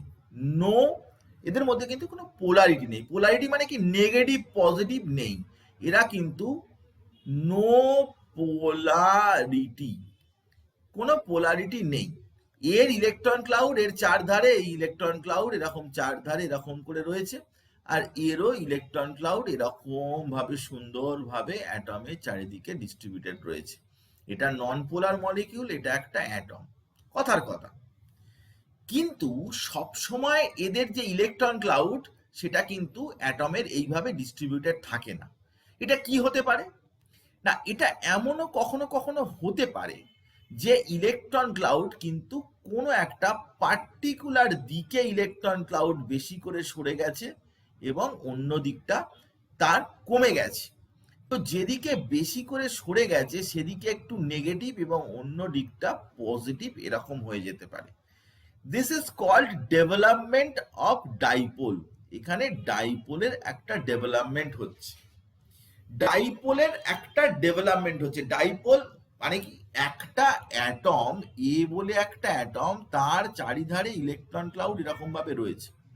তো এমনটা হতেই পারে যে কখনো কখনো ইলেকট্রন ক্লাউড এরকম করে হয়ে গেল, তাহলে ইলেকট্রন ক্লাউড একদিকে বেশি করে সরে গেল, অন্যদিকে কম করে সরে গেল, এমনটা হতে পারে। যদি হয় তাহলে তাকে বলে ডাইপোল তৈরি হলো, ডাইপোল নেগেটিভ এবং পজিটিভ এরকম ডাইপোল তৈরি হলো। তো এই যে ডাইপোল তৈরি হলো, এই ডাইপোল তৈরি হওয়ার পরে সেটা কি হবে না, একজনের তো আনসিমেট্রিক্যাল হয়ে গেল, একজনের একদিকে ডাইপোল তৈরি হয়ে গেছে এইদিকে, তার এ, তার একদিকে ডাইপোল হয়ে গেছে নেগেটিভ, একদিকে পজিটিভ। কিন্তু আরেকজন ধর এর কাছাকাছি কেউ আছে, তার ঠিকঠাক রয়েছে, তার কিছু হয়তো গন্ডগোল হয়নি, কথার কথা, তার কিছু হয়নি। তাহলে এখানে ইলেকট্রন ক্লাউডটা কেমন ভাবে আছে, আনসিমেট্রিক্যাল, কিন্তু এখানে কেমন ভাবে আছে, সিমেট্রিক্যাল।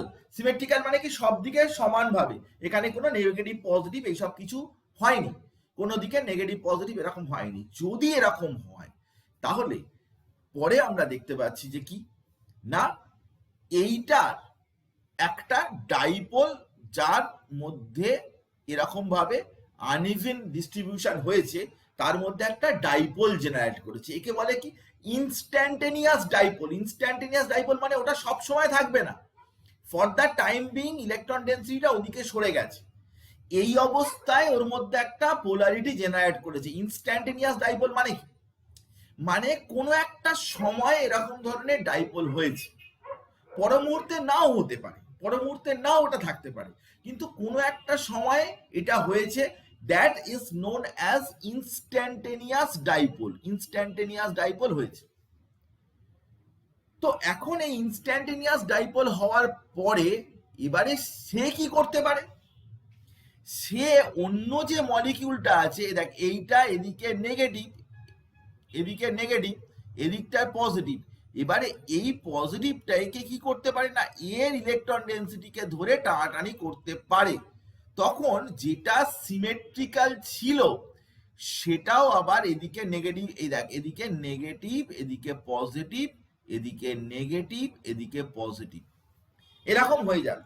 যে আনসিমেট্রিক্যাল ডিস্ট্রিবিউশন যার মধ্যে হলো, সে অন্যকে কি করতে পারে, ইনডিউস করতে পারে, এবং তারপরে তাদের মধ্যে একটা অ্যাট্রাকটিভ ফোর্স ক্রিয়েটেড হতে পারে। তার মানে দুটোই নন পোলার ছিল, দুটোই নন পোলার ছিল, এবং আস্তে আস্তে কি হলো না, একটা আনসিমেট্রিক্যাল ডিস্ট্রিবিউশন হলো, ইনস্ট্যান্টেনিয়াস ডাইপোল হলো। ইনস্ট্যান্টেনিয়াস ডাইপোল হওয়ার পরে সে কি করলো না, অন্য আদার যে নন পোলার মলিকুল ওখানে ছিল তাকে ইনডিউস করে সেটা কি করলো না, নেগেটিভ পজিটিভ এরকম ধরনের করে দিল। তো এই যে অ্যাট্রাকটিভ ফোর্স, এই যে দুজনের মধ্যে অ্যাট্রাকটিভ ফোর্স, একেই বলে কি লন্ডন ফোর্স। আবার আমি বলছি, তুই এবারে ওই ভিডিওটা দেখ, যে ভিডিওটা আমি তোকে প্রথমে দেখাচ্ছিলাম, এই যে ভিডিওটা, এই ভিডিওটা তুই দেখ, আমি তোকে দেখাচ্ছি, যে এবারে তুই দেখ এই যে লন্ডন ফোর্স, আমি তোকে যে ভিডিও দেখ, দুটোই নন পোলার ছিল, কিন্তু বাঁ দিকেরটা ডেভেলপমেন্ট অফ চার্জ হয়েছে, সে কি করেছে না ডান দিকেরটাকে ইনডিউস করেছে, ইনডিউস করে তার মধ্যে ডাইপোল হয়েছে। একই ছবিকে আমি ইমেজ হিসাবে এবং ভিডিও হিসাবে দুটোই ব্যবহার করেছি। ইমেজগুলোকে জুড়ে জুড়ে দিয়েই ছবি হয়ে যায়, তো ইমেজগুলোকে জুড়ে জুড়ে দিয়েই ভিডিওটা বানানো যায়। তো এটা এ আর বি ছিল, তো দুজনেই সিমেট্রিক্যাল ছিল। এবারে এটা কি হচ্ছে, এটার মধ্যে একটা আনসিমেট্রিক্যাল নেচার আস্তে আস্তে চলে আসছে। এর ইলেকট্রন ক্লাউড ডিস্ট্রিবিউশনে একদিকে হয়তো ইলেকট্রন ক্লাউডটা সরে যাচ্ছে, এই যে সরে গেছে, একদিকে সরে গেছে, একদিকে কমে গেছে, আনসিমেট্রিক্যাল। এবারে আনসিমেট্রিক্যাল, কিন্তু বি এখনো সিমেট্রিক্যাল আছে। এবারে এই আনসিমেট্রিক্যাল হয়ে যাওয়ার পরে ও বি কে ইনডিউস করবে, ও বি কে কি করবে না, এর মধ্যে ইনস্ট্যান্টেনিয়াস ডাইপোল হয়েছে, ও বি এর ইলেকট্রনিক ক্লাউডটাকে ধরে এবার টানবে, বি এর মধ্যে এই ডাইপোলটা চলে আসবে।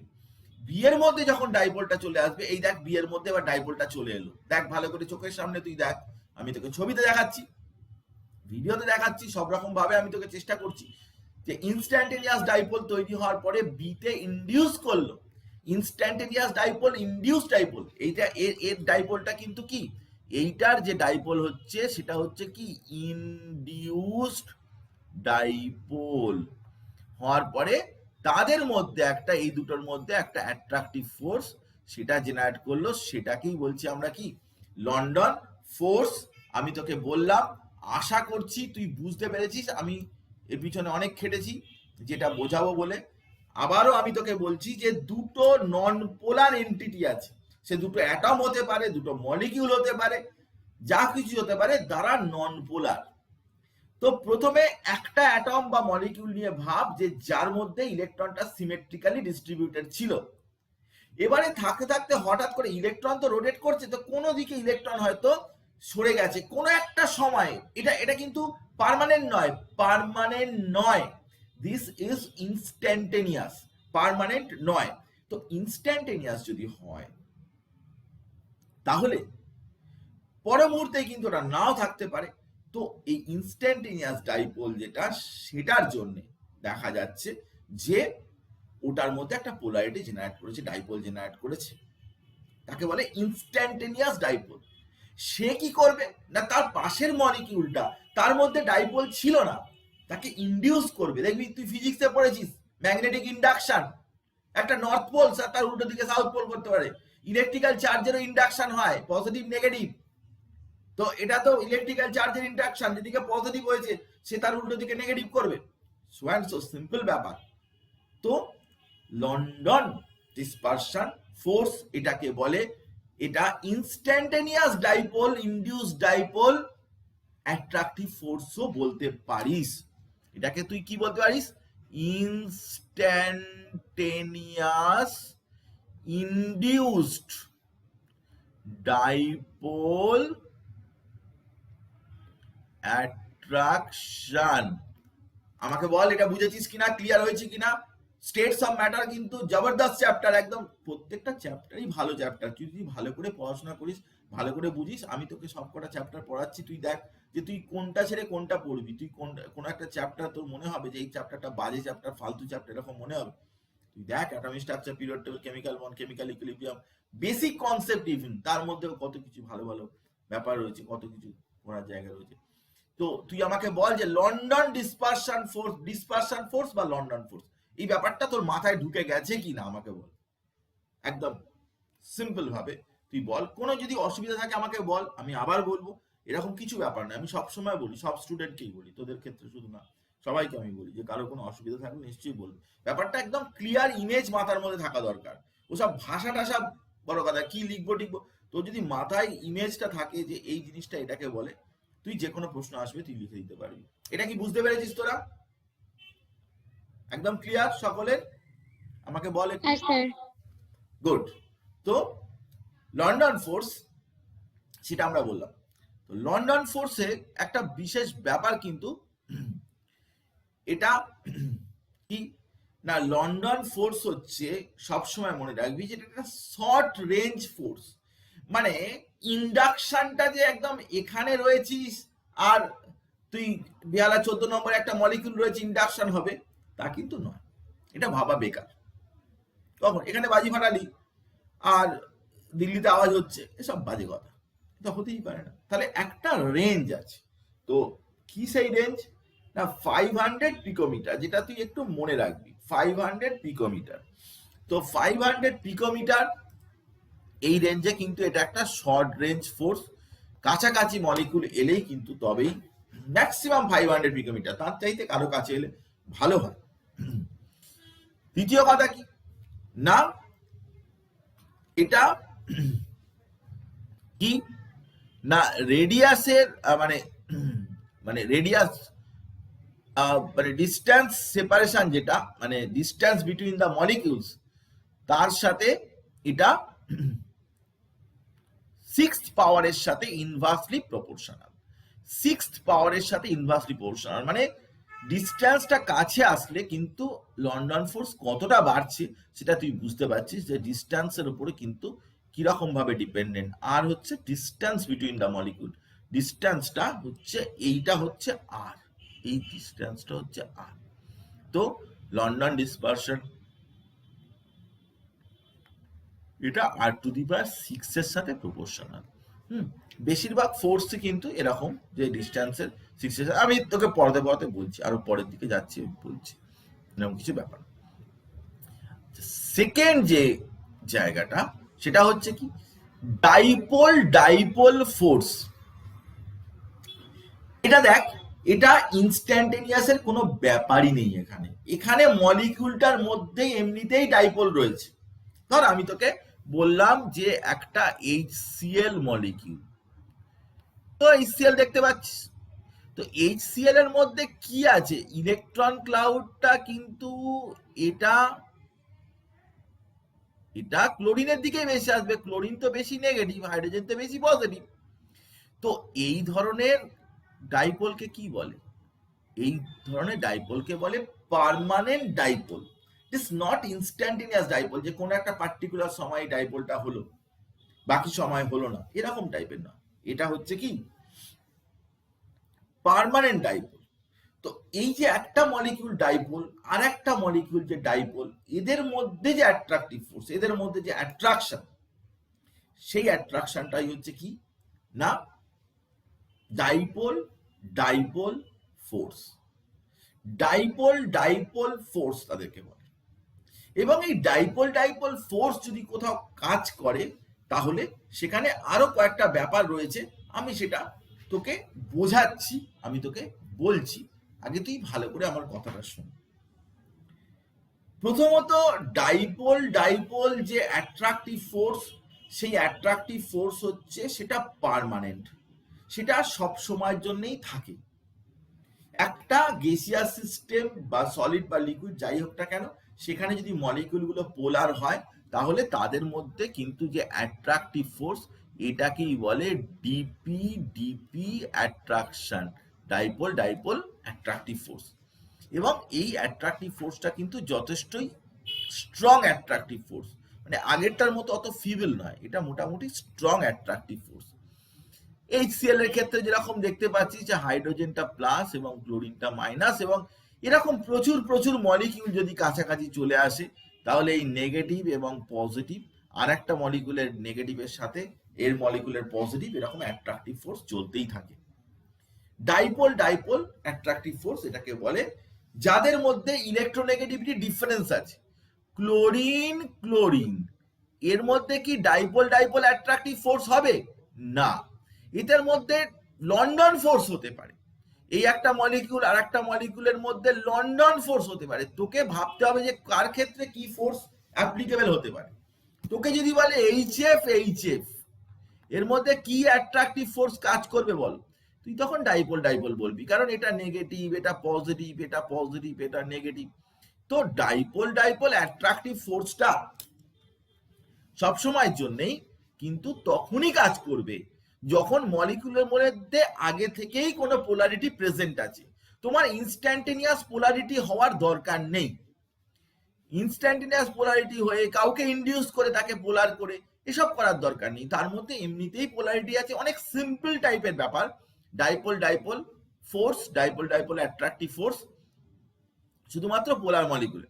এটা হয় বলেই যত পোলার মলিকিউল আছে, যেরকম HCl এদের মধ্যে কিন্তু এই ধরনের, দেখ এইটা একটা মলিকিউল, এইটা এদিকটা পজিটিভ এদিকটা নেগেটিভ, তো এদের মধ্যে একটা অ্যাট্রাকশন অবশ্যই থাকতে পারে। ডাইপোল অ্যাট্রাকটিভ ফোর্স একে বলে।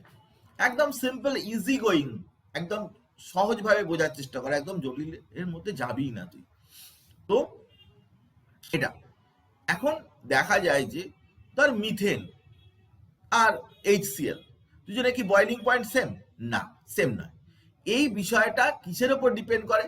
না, এই বিষয়টা পোলার যদি হয়, মানে তার মধ্যে নেগেটিভ পজিটিভ, মানে পোলার মানে কি, তার মধ্যে ডাইপোল আছে, তো তার বয়লিং পয়েন্ট কিন্তু হায়ার হবে। কিন্তু নন পোলার মলিকিউল, এখানে নন পোলার মলিকিউল, তার কিন্তু বয়লিং পয়েন্টটা কি হবে? লো বয়লিং পয়েন্ট হবে। কারণ মলিকিউলের মধ্যে যদি বেশি অ্যাট্রাকটিভ ফোর্স না থাকে, বেশি অ্যাট্রাকশন যদি না থাকে, তাহলে তাদের মধ্যে কি করে এই ধরনের কাজ করবে? তো মলিকিউলের মধ্যে অ্যাট্রাকটিভ ফোর্সটা বেশি হতে হবে, মলিকিউলের মধ্যে অ্যাট্রাকশনটা বেশি থাকতে হবে, তবেই কিনা তার বয়লিং পয়েন্টটা বাড়বে। কারণ বয়েল করা মানে কি, এই একটা মলিকিউল এবি, এই একটা মলিকিউল এবি, এদের মধ্যে যদি কোনো অ্যাট্রাকশন থাকে তাহলে বয়েল করা মানে এটাকে সরাতে হবে, এটাকে সরাতে হবে। বয়েল করা মানে বন্ড স্ট্রং, এটার কথা নয়।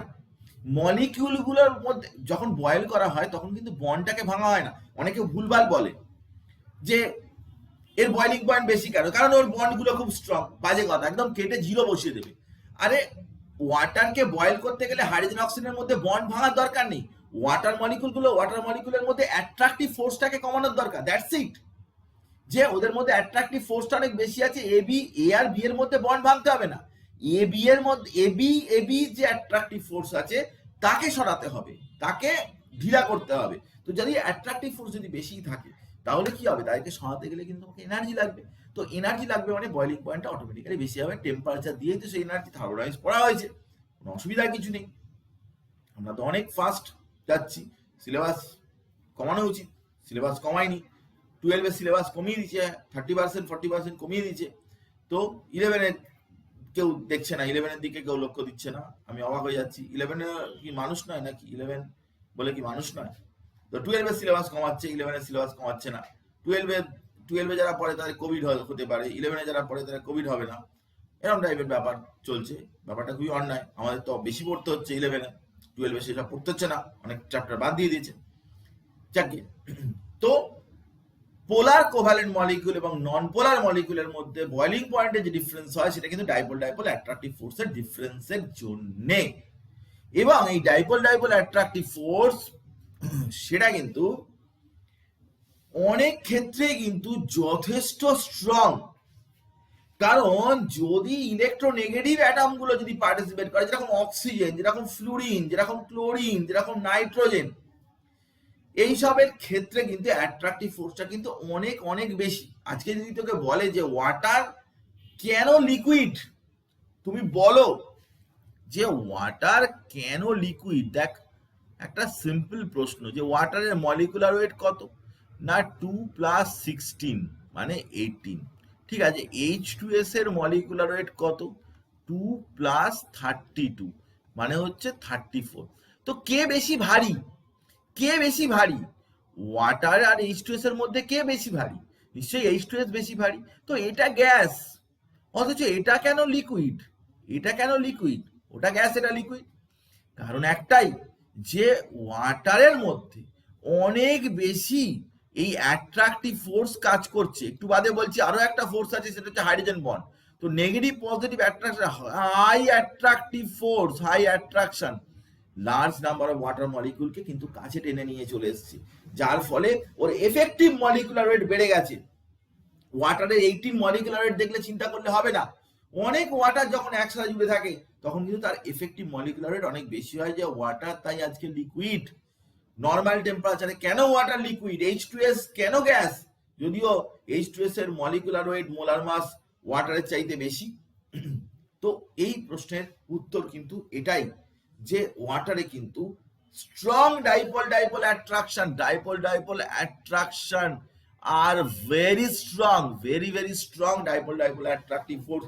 দেখতেই পাচ্ছিস যে ওয়াটার মলিকিউল গুলো রয়েছে এবং তাদের মধ্যে ভীষণ ভীষণ কিন্তু স্ট্রং একটা অ্যাট্রাকটিভ ফোর্স কাজ করছে, এবং একটা ওয়াটার মলিকিউল 3 দিকে 4 দিক দিয়ে এই অ্যাট্রাকটিভ ফোর্সটা কিন্তু সামলাচ্ছে, যার জন্য এটা কিন্তু আমরা বলবো ভীষণ ভীষণ একটা ইম্পর্টেন্ট একটা পার্ট, যে যেখানে ডাইপোল ডাইপোল ফোর্স কিন্তু ভীষণ ভীষণ স্ট্রং। তো ডাইপোল ডাইপোল ফোর্স নিয়ে আমরা আলোচনা করছিলাম, কিন্তু ডাইপোল ডাইপোল ফোর্স স্ট্রং মানে ভাবিস না যে ডাইপোল ডাইপোল ফোর্স কিন্তু কি আয়ন আয়ন মানে সোডিয়াম আয়ন, সোডিয়াম ক্লোরাইড, এদের মধ্যে যে অ্যাট্রাকশন এইসবের চাইতে বেশি না, এইসবের চাইতে উইক। ডাইপোল ডাইপোল স্ট্রং ঠিক আছে, কিন্তু আয়নের অ্যাট্রাকশন, হ্যাঁ আয়নের অ্যাট্রাকশনের চাইতে কিন্তু এটা যথেষ্টই কম। ডাইপোল ডাইপোল অ্যাট্রাকটিভ ফোর্স আয়নের অ্যাট্রাকশনের চাইতে কম, ড্রাস্টিক্যালি কম, অনেক অনেক উইকার। দেখ আয়নিক বন্ড যে ফর্মেশন হয় সেটা কিন্তু মানে স্ট্রংগেস্টের মধ্যে পড়ে, মানে সব থেকে বেশি স্ট্রং। তো ডাইপোল ডাইপোল অ্যাট্রাকটিভ ফোর্স ঠিক আছে স্ট্রং আছে, কিন্তু বাড়াবাড়ি করা ভালো না, যে আয়ন আয়ন অ্যাট্রাকটিভ ফোর্সের মতো কখনোই নয়। মাছ উইকার, উইকার শুধু না মাছ উইকার। আমি তোকে ভ্যালু দেখাবো এক্স্যাক্টলি। ডাইপোল ডাইপোল সেটাও কিন্তু ইন্টারঅ্যাকশন এনার্জি ডিস্ট্যান্স সেপারেশনের সাথে 6th পাওয়ারের সাথে কিন্তু ইনভার্সলি প্রপোর্শনাল, যেটা লন্ডন ডিসপারশন ফোর্সের মতোই, যে দুটো পোলার মলিকিউলস তাদের মধ্যে যে ডিস্ট্যান্স, ডিস্ট্যান্সের সাথে কিন্তু 6th পাওয়ারের সাথে প্রপোর্শনাল, এর কথাটা বললাম। এবারে চলে আয় কি ডাইপোল ইনডিউসড ডাইপোল কি না, একটা ডাইপোল মানে পার্মানেন্ট ডাইপোল রয়েছে, তাকে সে একটা নন পোলার মলিকিউল তাকে কিন্তু ইনডিউস করছে, ইনডিউস করে তার মধ্যে ডাইপোল নেচার ক্রিয়েট করছে। খুবই গুরুত্বপূর্ণ, খুবই দরকারি, বোঝার চেষ্টা কর। ডাইপোল ইনডিউস ডাইপোল নামেতেই মানে আছে, নামের মধ্যেই রয়েছে। কারণ আমি যখন গ্যাসিয়াস স্টেট পড়াতে যাব তখন তো আমাকে যখন তখন ইগনোর করে দিলে হবে না যে ইন্টারমলিকুলার অ্যাট্রাকটিভ ফোর্স কিছু নেই, সব বললে হবে না। এগুলো আগে চলতো, কিন্তু এখন এসব চলে না কথাবার্তা। কারণ গ্যাসকে তুমি লিকুইফাই করতে পারো, লিকুইফ্যাকশন অফ গ্যাস যখন পড়তে যাবে তখন কি করে তুমি বলবে কেন লিকুইড হলো, তাহলে অ্যাট্রাকটিভ ফোর্সটা কোথা থেকে জেনারেট করলো? গ্যাস তো গ্যাসই ছিল। তো এই ব্যাপারগুলো কিন্তু জরুরি। তো ডাইপোল ইনডিউস ডাইপোল ফোর্স, সেখানে আমরা পরিষ্কার করে যেটা বলতে চাইছি সেটা হচ্ছে যে ওয়াটার এটা পোলার, H2O পোলার, পার্মানেন্ট ডাইপোল,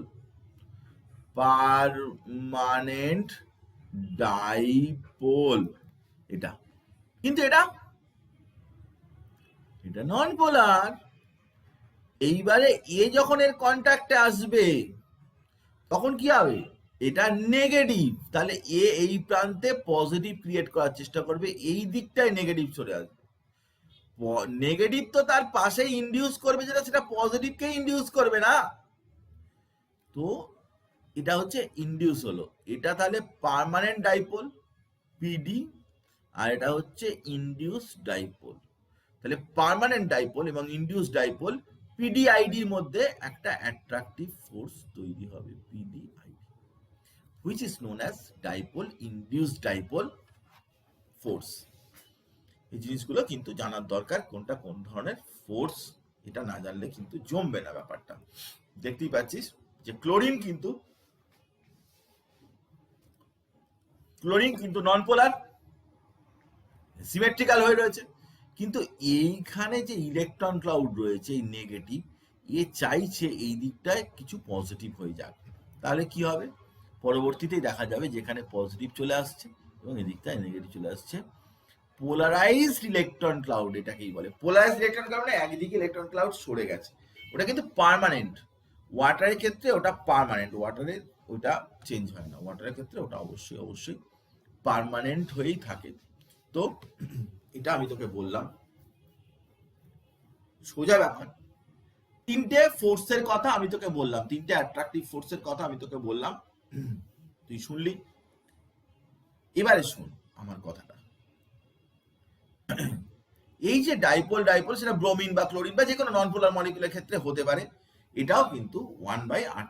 মানে এই ইন্টারাকশন এনার্জি সবসময় ডিস্টেন্সের ইনভার্স 6 পাওয়ার রুল বলে এটাকে, যে 1/r⁶, তার সাথে এটা প্রপোর্শনাল, এবং distance between two interacting particles, সেটা তো আমি বললাম।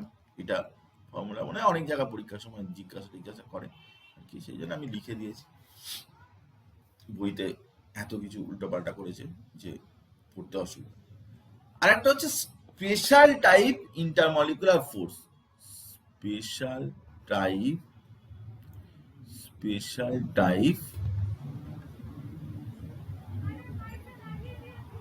Intermolecular force.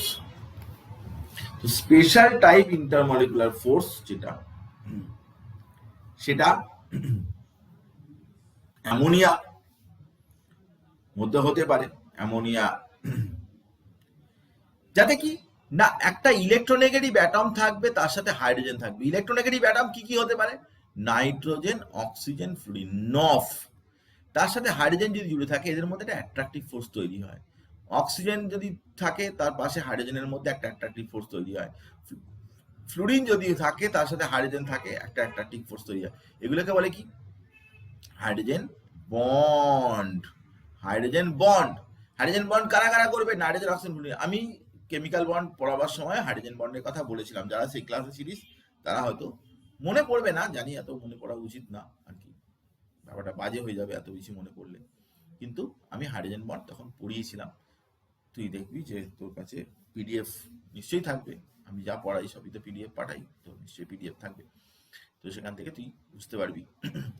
যাকে তো যে কথা বলছিলাম, যে এই নাইট্রোজেন, অক্সিজেন, ফ্লুরিন এইগুলো হচ্ছে, তো এগুলোর সাথে যদি হাইড্রোজেন জুড়ে থাকে, তাহলে দেখা যায় যে অনেক মলিকুলকে চেন ওয়াইজ পরপর জুড়ে থাকে, এটা চেন ফর্ম করে, তো জুড়ে থাকে। এটাকেই বলে হাইড্রোজেন বন্ড। এ নিয়ে আমি আবারও ডিটেলে পড়াবো হাইড্রোজেন বন্ড। কিন্তু হাইড্রোজেন বন্ড কিন্তু অসম্ভব রকমের ইম্পর্টেন্ট, এবং বহু জায়গায় হাইড্রোজেন বন্ডে ওয়াটারে, এবং এর যে এনার্জি যেটা সেটা কিন্তু একেবারেই হেলাফেলা করার মতো এনার্জি নয়। 10 থেকে 100 কিলোজুল পার মোল এনার্জি, যেটা কিনা যথেষ্টই। আয়নিক বন্ড এনার্জি হচ্ছে 400 কিলোজুল পার মোল, অ্যারাউন্ড 400 থেকে 800 অ্যারাউন্ড, ডিপেন্ড করে। এটা যেরকম 10 থেকে 100 করা হয়েছে, তাহলে ওয়াটারের ক্ষেত্রে এরকম তুই HF বা NH3 বিভিন্ন বিভিন্ন রকমের মলিকুল থাকে, তো এটা ভ্যারি করতে পারে, এটা বিভিন্ন জায়গায় ভ্যারি করতে পারে, কিন্তু মোটামুটি 10 থেকে 100 কিলোজুল পার মোল। এটা আমি কেমিক্যাল বন্ডের সময় আমি একটা কম্পারিজন টেবিল আছে আমার কাছে, সেটা দিয়ে আমি পড়িয়েছিলাম আগে যখন, তখনও বলেছিলাম। আর এখন তো সব আমার কম্পিউটার থেকে হাওয়া হয়ে গেছে, কম্পিউটার সব হয়ে গেছে, আমরা নতুন করে কিছু কিছু জিনিস আছে, আবার কিছু নতুন করে বানিয়ে আবার কেমিক্যাল বন্ড পড়াবো, আবার নতুন করে বানাতে হবে। অনেক কিছু লুইস ইলেকট্রন ডট স্ট্রাকচার পড়িয়েছিলাম, অনেক সুন্দর সুন্দর নিয়ম কানুন করে পড়িয়েছিলাম, তো সেগুলো আর বইতে তো থাকে না, ওগুলো এদিক সেদিক পড়াশোনা করে জেনেছিলাম, যাকে আবার নতুন করে জানবো, কোনো অসুবিধা কিছু নেই, আমি এসব চাপ নিই না একদম। কম্পিউটার খারাপ হতেই পারে। তো এই যে হাইড্রোজেন বন্ড, সেগুলো কিন্তু প্রোটিনের মধ্যে হাইড্রোজেন বন্ড দেখা যায়। খুব ইন্টারেস্টিং ব্যাপার, প্রোটিনের মধ্যে হাইড্রোজেন বন্ড দেখা যায়। কিভাবে দেখা যায়, কিভাবে হয় না হয়, এটা কিন্তু 12 একটা চ্যাপ্টার আছে বায়োমলিকুলস বলে, তার মধ্যে কিন্তু ডিটেলে এই জিনিসটা পড়াতাম। তো যাকে সেটা যখন 12 পড়াবো তখন পড়াবো। আবার নিউক্লিক অ্যাসিড মানে DNA RNA, এই ফিল্ডটা ঢোকা উচিত নয়, বায়োলজির ফিল্ড, আমার ওখানে ঢোকা উচিত না, কিন্তু জাস্ট আমি বললাম যে এখানে কিন্তু হাইড্রোজেন বন্ড কিন্তু নিউক্লিক অ্যাসিডের মধ্যে থাকে, DNA RNA এর মধ্যে কিন্তু হাইড্রোজেনের বন্ড থাকে, ATGC কম্বিনেশন যে হয় তার মধ্যে কিন্তু হাইড্রোজেন বন্ড থাকে। তো এইবারে আমি তোকে গ্যাসিয়াস স্টেটের দিকে নিয়ে যাব, কারণ গ্যাসিয়াস স্টেটটাই আমাদের পড়ার ব্যাপার রয়েছে, ওখানে নিয়ে যাব। কিন্তু যে প্রশ্নটা নিয়ে আমি প্রথম শুরু করেছিলাম, সেই প্রশ্নটা কিন্তু আমাকে আবারও আমি টেনে আনছি। সেটা হচ্ছে যে আইস, ওয়াটার, ওয়াটার ভেপার, সবেতেই ওয়াটার রয়েছে, H2O মলিকিউল রয়েছে, তাহলে কোথাও অ্যাট্রাকটিভ ফোর্স বেশি, কোথাও কম, কেন, সে ব্যাপারটা আমরা বোঝার চেষ্টা করব।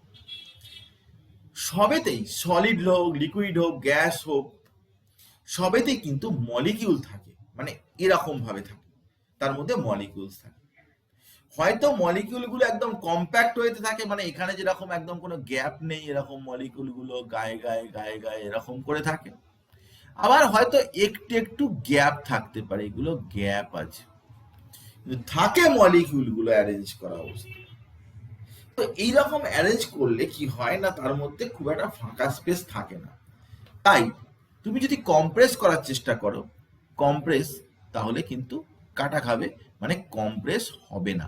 এর উপরে যদি ফোর্স অ্যাপ্লাই করো, এর উপরে ফোর্স অ্যাপ্লাই করো, তাহলে কিন্তু ওকে ছোট জায়গায় স্কুইজ করতে পারবে না, কম্প্রেস করানো যাবে না। আর লিকুইড হলে, লিকুইড গ্লাসের জলের উপরে যদি তুমি কম্প্রেস করার চেষ্টা করো, জলের উপর যদি প্রেশার দাও, তাহলে পাশ দিয়ে পুচুন করে জলটা বেরিয়ে যাবে, তো এরকমও করা যায় না। কিন্তু লিকুইডের ক্ষেত্রে বা সলিডের ক্ষেত্রে না করা গেলেও কিন্তু গ্যাসের ক্ষেত্রে কিন্তু করা যায়, কারণ গ্যাসের ক্ষেত্রে ইন্টারমলিকুলার স্পেসটা অনেক বেশি, মলিকুলের মধ্যে স্পেসটা অনেকই বেশি। তাই তুমি কি করতে পারো না, মলিকুলার মোশনটাকে আটকে দিতে পারো তার উপরে ফোর্স অ্যাপ্লাই করে। কিন্তু ইন্টারমলিকুলার ফোর্স গুলো রিপালসিভও হতে পারে, সবসময় যে অ্যাট্রাকটিভ হবে তার কোনো মানে নেই। আমরা অ্যাট্রাকটিভ গুলোকে কনসিডার করেছি, কিন্তু ইন্টারমলিকুলার ফোর্সে সবসময় অ্যাট্রাকটিভ হবে এরকম কোনো গ্যারান্টি নেই। HCl মলিকিউল গুলো HCl নেগেটিভ পজিটিভ, আর একটা HCl পজিটিভ নেগেটিভ, এই হচ্ছে অ্যাট্রাকশন। কিন্তু এ কথার কে গ্যারেন্টি দিতে পারে যে HCl এরকম আর একটা ClH এইভাবে চলে আসবে না? মে সো অলসো পসিবল, পসিবিলিটি হতেই পারে, সেরকম হতেই পারে, কিন্তু আমরা তার কথা ধরি না, আমরা হিসাবটা করি অ্যাট্রাকটিভ পয়েন্ট অফ ভিউ থেকে। কিন্তু এখন আমাকে নানান রকম ভাবে কিন্তু এগুলোকে নিয়ে কনসিডার করতে হবে, আমি তোকে সেই বিষয়টা আমি তোকে বলছি। এই যে নেগেটিভ এদিকে, এই যে এদিকে নেগেটিভ, তাহলে এরকম যে কথা বলছিলাম, এরকম এরকম হতেই পারে, এটা কি হয়েছে, এখানে রিপালশন হয়েছে, রিপালশন হয়েছে। তো তার মানে ইন্টারমলিকুলার অ্যাট্রাকটিভ ফোর্স, সেখানে একটা জিনিস বোঝার চেষ্টা কর যে মলিকিউলের মধ্যে যে এনার্জি বা ম্যাটারের মধ্যে যে মলিকিউলগুলো আছে তার এনার্জি, সেই এনার্জি কত রকমের হতে পারে। তুই দেখছিস যে তোকে একটা ভিডিও দেখানো হচ্ছে, ট্রান্সলেশনাল, রোটেশনাল আর ভাইব্রেশনাল, এই 3 রকম এনার্জি হতে পারে একটা সিস্টেম অফ মলিকিউলস। তাতে যতগুলো মলিকিউল আছে তাদের এই সমস্ত এনার্জি হতে পারে। তো এই যে এনার্জিগুলো মিলিত অবস্থায় যে এনার্জি, তাকে কি বলে? তাকে বলে থার্মাল এনার্জি। আমার কথাটা বোঝার চেষ্টা কর, যে মলিকিউলগুলো কোথাও কিন্তু স্থির অবস্থায় থাকে না, সে সলিড হোক, লিকুইড হোক, গ্যাস হোক। সলিডের মধ্যে অতটা ট্রান্সলেশনাল না হলেও রোটেট বা ভাইব্রেশনাল কিন্তু সেখানে হতেই থাকে। সেই জন্যই তো সলিড একটা ডেফিনিট এনার্জি আছে, সকলেরই এনার্জি রয়েছে। তো সেই এনার্জিটাকে কি বলে? সেই এনার্জিটাকে বলে থার্মাল এনার্জি। মানে ওর নিজস্ব যে এনার্জি, সেই এনার্জিটাকে ক্যালকুলেট করা হয়, যেটাকে বলা হয় অ্যাভারেজ কাইনেটিক এনার্জি, সেটাই হচ্ছে আসলে থার্মাল এনার্জি। মানে মলিকিউলগুলো রোটেট, ট্রান্সলেট, ভাইব্রেট করার ফলে নিজের মধ্যে একটা এনার্জি গেইন করে, যেটাকে বলে থার্মাল এনার্জি। কিন্তু এটা, এই average kinetic energy directly proportional to temperature. এই যে এনার্জিগুলো, এগুলো কিন্তু টেম্পারেচারের সাথে ডাইরেক্টলি প্রপোর্শনাল। মানে তুমি টেম্পারেচার বাড়ালে কিন্তু এই কাইনেটিক এনার্জিগুলো কি হয়ে যাবে? বেড়ে যাবে। আমার কথাটা ভালো করে বোঝার চেষ্টা কর, যে মলিকিউলগুলো যে মুভমেন্টের মধ্যে রয়েছে, রোটেশনাল, ট্রান্সলেশনাল, ভাইব্রেশনাল, সেই এনার্জিটাকে বলে কি? সেই এনার্জি বলে থার্মাল এনার্জি। বা থার্মাল এনার্জি কিসের উপর ডিপেন্ডেন্ট? না, টেম্পারেচারের উপর ডিপেন্ডেন্ট। এখন বিষয়টা হচ্ছে যে থার্মাল এনার্জি যদি টেম্পারেচারের উপর ডিপেন্ডেন্ট হয়, তাহলে এখানে কিন্তু দুটো অপোজিং ফোর্স হয়ে গেল। একটা হচ্ছে কি না, ইন্টার পার্টিকেল অ্যাট্রাকটিভ ফোর্স, মানে পার্টিকেলের মধ্যে অ্যাট্রাকশন। আর একটা হচ্ছে কি, থার্মাল এনার্জি। একটা সিস্টেম অফ মলিকিউলের দু রকম এনার্জি আছে, একটা হচ্ছে ইন্টার পার্টিকেল অ্যাট্রাকটিভ ফোর্স, পার্টিকেলের মধ্যে অ্যাট্রাকশন। আবার আরেকটা হচ্ছে মলিকিউলগুলো কিন্তু রোটেশনাল, ট্রান্সলেশনাল, ভাইব্রেশনাল এনার্জি হওয়ার জন্য তারা দূরে চলে যেতে চাইছে। দুটো এনার্জি কিন্তু পাশাপাশি কাজ করে। ইন্টার পার্টিকেল অ্যাট্রাকটিভ ফোর্স মানে কি রকম? ইন্টার পার্টিকেল অ্যাট্রাকটিভ ফোর্স মানে হচ্ছে যে পার্টিকেলের মধ্যে অ্যাট্রাকশন যেটা ক্রিয়েটেড হচ্ছে, তাকে বলে inter particle attractive force. Inter particle attractive ফোর্সটা কিরকম আমি তোকে দেখাচ্ছি। এইটা হচ্ছে ইন্টার পার্টিকেল অ্যাট্রাকটিভ ফোর্স। এখানে দেখ, পার্টিকেল অ্যাট্রাক্ট করার চেষ্টা করছে, একে অপরকে অ্যাট্রাক্ট করার চেষ্টা করছে, হয়েছে? এটা হচ্ছে ইন্টার পার্টিকেল অ্যাট্রাকটিভ ফোর্স। এবার হচ্ছে কি, থার্মাল এনার্জি। থার্মাল এনার্জি এই কোণেরটা দেখ, এই কোণেরটা। থার্মাল এনার্জি মানে ওরা নিজেরা যে দৌড়দৌড়ি করছে, সেটাই হচ্ছে থার্মাল এনার্জি। এবং টেম্পারেচার যদি তুই বাড়াস, তাহলে থার্মাল এনার্জি কি হবে? বেড়ে যাবে। তাহলে দু রকমের ফোর্স আছে, একটা হচ্ছে ইন্টার পার্টিকেল অ্যাট্রাকটিভ ফোর্স, আর একটা হচ্ছে কি, থার্মাল এনার্জি। এবার দুটোকে আমরা কোরিলেট করব। কিরকম ভাবে? ব্যাপারটা ভালো করে বোঝার চেষ্টা কর। দুটোকে আমরা কোরিলেট করব। কিরকম ভাবে কোরিলেট করব? দেখ, এটা হচ্ছে ইন্টার পার্টিকেল অ্যাট্রাকটিভ ফোর্স, আর এটা হচ্ছে থার্মাল। গ্রিনটা হচ্ছে থার্মাল এনার্জি, আর এটা হচ্ছে অ্যাট্রাকটিভ ফোর্স। তো যদি থার্মাল এনার্জি বেশি কিন্তু অ্যাট্রাকটিভ ফোর্সটা কম, তখন এটা কি হবে? তখন এটা গ্যাসিয়াস স্টেট হবে।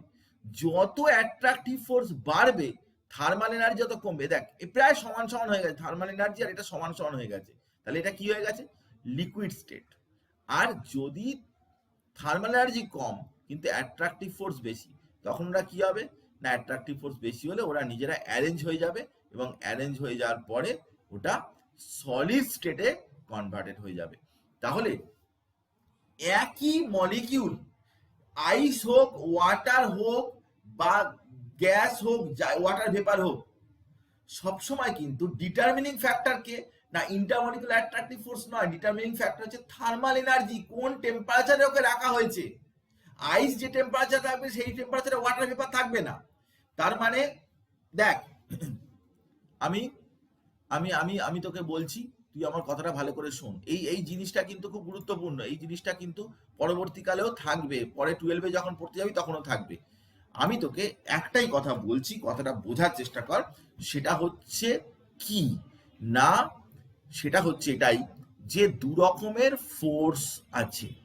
একটা হচ্ছে কি ইন্টার পার্টিকেল অ্যাট্রাকটিভ ফোর্স, আর একটা হচ্ছে কি থার্মাল এনার্জি।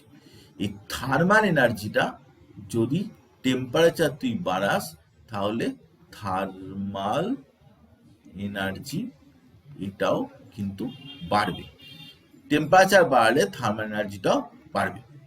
এখন বিষয়টা হচ্ছে কি না, এখন বিষয়টা হচ্ছে এটাই যে যখন তুই ইন্টার পার্টিকেল অ্যাট্রাকটিভ IPA এটা বললাম, আর এটা হচ্ছে থার্মাল এনার্জি, যখন IPA-টা বেশি থার্মাল এনার্জি চাইতে মানে অ্যাট্রাকশনটা বেশি, তখন এটা কি হবে সলিড। যখন IPA-টা প্রায় সমান thermal energy TE thermal energy, তাহলে এটা কি হবে লিকুইড হবে। আর যখন IPA less than thermal energy হবে তখন এটা গ্যাস হবে। এইটা কিন্তু ইন্টার পার্টিকেল অ্যাট্রাকশন সেটা কিন্তু সবসময় একই রয়েছে। আইস অবস্থাতেও ওয়াটার মলিকুল অ্যাট্রাকশন আর লিকুইড বা গ্যাস সবেতেই একই রয়েছে। মেন ডিটারমিনিং ফ্যাক্টর হচ্ছে কি থার্মাল এনার্জি, কারণ টেম্পারেচার যখন চেঞ্জ করছি তখন থার্মাল এনার্জি চেঞ্জ হয়ে যাচ্ছে। ইন্টার পার্টিকুলার অ্যাট্রাকটিভ ফোর্সের চাইতে বেশি হচ্ছে বা কম হচ্ছে এইসব হচ্ছে। তুমি বাইরে থেকে হিট দিয়ে থার্মাল এনার্জিকে বাড়িয়ে দিচ্ছ, তাহলে কি হবে ওটা গ্যাস হয়ে যাবে। আবার হিট দিচ্ছ না, ঠান্ডা করে রাখছো, তাহলে থার্মাল এনার্জি কম, ইন্টার পার্টিকুলার অ্যাট্রাকটিভ ফোর্স বেশি, তার মানে সলিড হচ্ছে। দুটো সমান, তখন লিকুইড হচ্ছে। ব্যাপারটা মজাদার কিনা, বুঝেছিস কিনা তুই আমাকে বল, এটা বুঝেছিস কিনা। অ্যাকচুয়ালি তুই কিভাবে পড়িস দেখ, জিনিসটার মধ্যে গন্ডগোলটা আমি তোকে বলছি। তুই বলছিস যে gas molecular attraction inter molecular attractive force খুব বেশি। আমার কথাটা ভালো করে বুঝবি, তারপরে আমাকে অসুবিধা হলে বলবি। আমরা বলি কি সলিডে ইন্টার মলিকুলার অ্যাট্রাকটিভ ফোর্স খুব বেশি, লিকুইডে কম, গ্যাসে আরো কম। এই কথাটা কিন্তু ঠিক না, এই কথাটার মধ্যে কিন্তু গন্ডগোল আছে। ইন্টারমলিকুলার অ্যাট্রাকটিভ ফোর্স সবেতেই একই রকমই রয়েছে। বেসিক্যালি যখন আমি থার্মাল এনার্জি দিচ্ছি, হিট দিচ্ছি, তখন একটা যদি পার্টিকুলার সাবস্টেন্স হয়, আইস ছিল, যেই আমি হিট দিলাম তখন কি হয়ে গেল, ওর থার্মাল এনার্জিটা বেড়ে গেল। কিন্তু ইন্টারমলিকুলার অ্যাট্রাকটিভ ফোর্স কিছু হলো না, কারণ ইন্টারমলিকুলার অ্যাট্রাকটিভ ফোর্সটা থার্মালের উপর ডিপেন্ড করে না, টেম্পারেচারের উপর ডিপেন্ড করে না। থার্মাল এনার্জিটা টেম্পারেচারের উপর ডিপেন্ড করে। ইন্টারমলিকুলার অ্যাট্রাকটিভ ফোর্স মলিকুলার নেচারের উপর ডিপেন্ড করে। এটা ওয়াটার, ওটার মলিকুল নেচারের উপর ডিপেন্ড করে। ওটা কি ডাইপোল অ্যাট্রাকশন, ইনডিউস ডাইপোল, ওইগুলো হচ্ছে ইন্টারমলিকুলার অ্যাট্রাকটিভ ফোর্স। ওখানে টেম্পারেচারের সাথে কোনো সম্পর্ক নেই, ওখানে ডিস্টেন্সের সাথে সম্পর্ক, আর এর সাথে সম্পর্ক। থার্মাল এনার্জির সাথে কার সম্পর্ক? টেম্পারেচারের সাথে। এবার যেই তুই টেম্পারেচার বাড়াচ্ছিস তখন ইন্টার পার্টিকেল অ্যাট্রাকশনটার কিছু চেঞ্জ হচ্ছে না, ওটা ওরকমই হয়েছে, কিন্তু থার্মাল এনার্জি বেড়ে গেল। থার্মাল এনার্জি যেই বেড়ে যাবে সঙ্গে সঙ্গে ইন্টার পার্টিকেল অ্যাট্রাকটিভ ফোর্সের সমান হয়ে গেল, লিকুইড হয়ে গেল। যখন আরো তুমি টেম্পারেচার দিলে তখন আরো বেড়ে গেল, থার্মাল এনার্জি আরো বেড়ে গেল, ইন্টার পার্টিকেল অ্যাট্রাকটিভ ফোর্স তুলনায় কম হয়ে গেল, তো ওটা গ্যাসিয়াস স্টেটে কনভার্টেড হয়ে গেল। ব্যাপারটা আমাকে বল যে বুঝেছিস কিনা। এই জিনিসটা জানার দরকার আছে, কারণ এটার সাথেই কিন্তু সমস্ত বিষয়টা, কখনো অ্যাট্রাকশন বেশি কখনো অ্যাট্রাকশন, এরকমটা হতেই পারে না। দেখ আইসের মধ্যেও ওয়াটার রয়েছে, আইসের মধ্যেও H2O মলিকুল রয়েছে, ওয়াটারেতেও H2O মলিকুল রয়েছে, ওয়াটার ভেপারেতেও H2O মলিকুল রয়েছে। তাহলে কোথাও অ্যাট্রাকশন বেশি কোথাও অ্যাট্রাকশন কম এরকম হতে পারে? সব জায়গায় তো ডাইপোল অ্যাট্রাকশনই হচ্ছে না, ওয়াটারের তো ডাইপোল, সব জায়গায় তো ডাইপোল অ্যাট্রাকশন হচ্ছে। কথা কোথাও বলা আছে যে ডাইপোল অ্যাট্রাকশন সলিডের ক্ষেত্রে একরকম হবে, লিকুইডের ক্ষেত্রে একরকম হবে? কথা বলা নেই, বাজে কথা। সেই জন্য ওসব তুই থার্মাল এনার্জিটা কখনো বেশি হচ্ছে কখনো কম হচ্ছে। আমাকে বল যেটা বুঝেছিস কিনা, এটা বল যে বুঝেছিস কিনা, আর কিছু পড়াবো না, আমাকে বল এটা আগে বল যে বুঝেছিস কিনা। হ্যাঁ স্যার বুঝেছি। মেন ডিটারমিনিং ফ্যাক্টর হচ্ছে থার্মাল এনার্জি। তুমি হিট দিলেই তবেই সলিড থেকে লিকুইড হয়, লিকুইড থেকে গ্যাস হয়। তাহলে যদি অ্যাট্রাকটিভ ফোর্সটা যদি যখন তখন চেঞ্জ হয়ে যেত, তাহলে হিট দেওয়ার দরকারটা পড়তো কেন আমাকে বল। সেই জন্য আমরা যখন সলিড স্টেট বা লিকুইড স্টেট বা গ্যাস পার্টিকুলারলি যখন স্টেটস অফ ম্যাটার পড়ি, তখন সবসময় বলা হয় যে সলিডে অ্যাট্রাকটিভ ফোর্সটা বেশি, লিকুইডে কম, গ্যাসে আরো কম। কিন্তু আমার কাছে একটাই সিম্পল প্রশ্ন, যে আইস, ওয়াটার ভেপার সবেতেই তো H2O মলিকিউলই রয়েছে, তাহলে তাদের অ্যাট্রাকশন কখনো বেশি কখনো কম হবে কি করে? হবে না। সবসময় ইন্টারপার্টিকেল অ্যাট্রাকটিভ ফোর্স একই রয়েছে। প্রবলেমটা হচ্ছে থার্মাল এনার্জি যখন দেওয়া হচ্ছে, যখন হিট দেওয়া হচ্ছে, তখন মলিকিউলগুলোর মধ্যে এনার্জিটা বেড়ে যাচ্ছে, তখন ওরা ইন্টারপার্টিকেল অ্যাট্রাকশনটার বদলে থার্মাল এনার্জি মানে ওদের রোটেশনাল ট্রান্সফার ভাইবে দুটো জিনিসকে তো কোরিলেট করতে হবে। একটা হচ্ছে কি ডাইপোল ইনডিউস ডাইপোল, এই হ্যানা ত্যানা লন্ডন ফোর্স, এইগুলো সব কি চাইছে? মলিকিউলগুলোকে কাছাকাছি নিয়ে আসতে। এগুলোর ইচ্ছাই হচ্ছে যে মলিকিউলগুলোকে কাছাকাছি নিয়ে আসতে মোস্ট অফ দ্য কেসেস। আর থার্মাল এনার্জি মানে কি রোটেশনাল, ট্রান্সলেশনাল, ভাইব্রেশনাল, সে এদিক ওদিক যাবে। তো এটা মলিকিউলকে দূরে নিয়ে চলে যেতে চাইছে। তো থার্মাল এনার্জি চায় মলিকিউলগুলো দূরে দূরে চলে যাক, আর ইন্টারপার্টিকেল অ্যাট্রাকটিভ ফোর্স চায় মলিকিউলগুলো কাছাকাছি চলে আসুক। তো টেম্পারেচার যদি বাড়াস তাহলে থার্মাল এনার্জি চেঞ্জ হবে, কিন্তু ইন্টারপার্টিকেল অ্যাট্রাকটিভ ফোর্স চেঞ্জ হবে না। ব্যাস, সিম্পল ব্যাপার। তো আমি বেসিক জিনিসটা তোকে বোঝাতে চাইলাম, কারণ আমি সবসময় কিন্তু চ্যাপ্টারের বেসিক ব্যাপারটা, নলেজটাই আমার কাছে গুরুত্বপূর্ণ, ইম্পর্টেন্ট, এবং সে কথা আমি তোকে বলেওছি যে এই জিনিসগুলো কিন্তু তুই যদি বুঝতে পারিস তাহলে দেখবি তোর কাছে মলিকুলার মোশন সেই জন্য ইন্টারমলিকুলার ফোর্স এবং থার্মাল এনার্জির উপর ডিপেন্ডেন্ট। এখানে একটা সুন্দর ছবি দেওয়া রয়েছে, সেটাও দেখতে পাচ্ছি যে থার্মাল এনার্জি যখন বেশি হয়ে যায় তখন সেটা কিন্তু গ্যাস হয়ে যায়, ইন্টারমলিকুলার ফোর্সটা কিন্তু তখন উইকেস্ট এবং থার্মাল এনার্জি হাইয়েস্ট। কিন্তু থার্মাল এনার্জি যদি কমিয়ে দিস তখন তোরা লিকুইড স্টেটে বা সলিড স্টেটে কমে যাবে, সলিড স্টেটে কনভার্টেড হবে। সেই জন্য গ্যাস থেকে যখন আমরা লিকুইড করি তখন কিন্তু আমরা কি করি না ঠান্ডা করি। লিকুইফ্যাকশন অফ গ্যাসের মেকানিজমই হচ্ছে এটা, যে লিকুইফ্যাকশন করার সময় কিন্তু আমাদেরকে থার্মাল এনার্জিটাকে কমিয়ে দিতে হবে যাতে করে মলিকিউলগুলো কাছাকাছি চলে আসে। এটাই যে এইটা পরবর্তীকালে পড়বার সময় আমাদের ভীষণ ভীষণ কাজে লাগবে, যে এই লিকুইফ্যাকশন অফ গ্যাস বলে যে পার্টটা সেটা আমরা পড়বো যখন, তখন কিন্তু এই জিনিসটা কাজে লাগবে। যে লিকুইফাইড করার জন্য, এই লিকুইফ্যাকশন করার জন্য কিন্তু আমরা টেম্পারেচারটা আমরা কি করি না লো করে দিই, লো টেম্পারেচার করে দিই। তাহলে কি হয়, মলিকিউলগুলো কাছাকাছি চলে আসতে পারবে, থার্মাল এনার্জি তখন লো হয়ে যাবে। থার্মাল এনার্জিটা লো হচ্ছে থার্মাল এনার্জি লো হয়ে যাবে, এবং সেই কারণেই এটা হয়। তো আমরা এবার নেক্সট ক্লাসে চলে আসব যে আমাদের কাছে পিরিয়ডিক টেবিল যদি দেখা যায়, পিরিয়ড টেবিল, তো পিরিয়ড টেবিলে কারা গ্যাস আছে দেখ, এগুলো কিন্তু সবসময় জানার দরকার। তো 1 2 3 4 5 6 7 8 9 10 11, এই 6টা হচ্ছে ইনার্ট গ্যাস, আর 6টা হচ্ছে ইনার্ট গ্যাস, আর 5টা হচ্ছে বাকি হাইড্রোজেন, নাইট্রোজেন, অক্সিজেন, ফ্লুরিন আর ক্লোরিন। পিরিয়ড টেবিলে টোটাল গ্যাসিয়াস এলিমেন্টের নাম্বার হচ্ছে 11টা। অনেক কম্পাউন্ড আছে, তারাও গ্যাস, কিন্তু আমরা তাদের যে কেমিস্ট্রিটা, সেই কেমিস্ট্রিটা বোঝার চেষ্টা করব নেক্সট ক্লাসে। খুব ইন্টারেস্টিং হতে যাচ্ছে, কারণ আমরা গ্যাসিয়াস স্টেট সম্পর্কে যেভাবে পড়ে এসেছিলাম, বয়েলস ল, চার্লস ল পড়ো, অ্যাভোগাড্রো ল পড়ো, কিন্তু আমরা ওইভাবে ব্যাপারটাকে দেখবো না। ব্যাপারটা নিশ্চয়ই সিরিয়াসলি অনেক কিছু বিষয় আছে যেগুলো নিয়ে আমরা আলোচনা করবো। তো নেক্সট ক্লাসে আবার আমরা স্টেটস অফ ম্যাটার পার্ট 2 সেটা নিয়ে, থার্মোডাইনামিক্স সব পড়া হয়ে গেছে, সবাই পড়তে থাকো থার্মোডাইনামিক্স। বই পড়ে ভালো বোঝা যাবে না, ইনিশিয়ালি আমার লেখাগুলো পড়বি, তারপরে বইটা পড়ে দেখবি, একদম মজাদার লাগবে, খুব ভালো বুঝতে পারবি। আমরা কিন্তু একটু অঙ্ক করতে হবে, থার্মোডাইনামিক্সে নিউমেরিক্যাল প্রবলেম আছে, আমরা যথাসময় অঙ্ক করবো। তো আজকে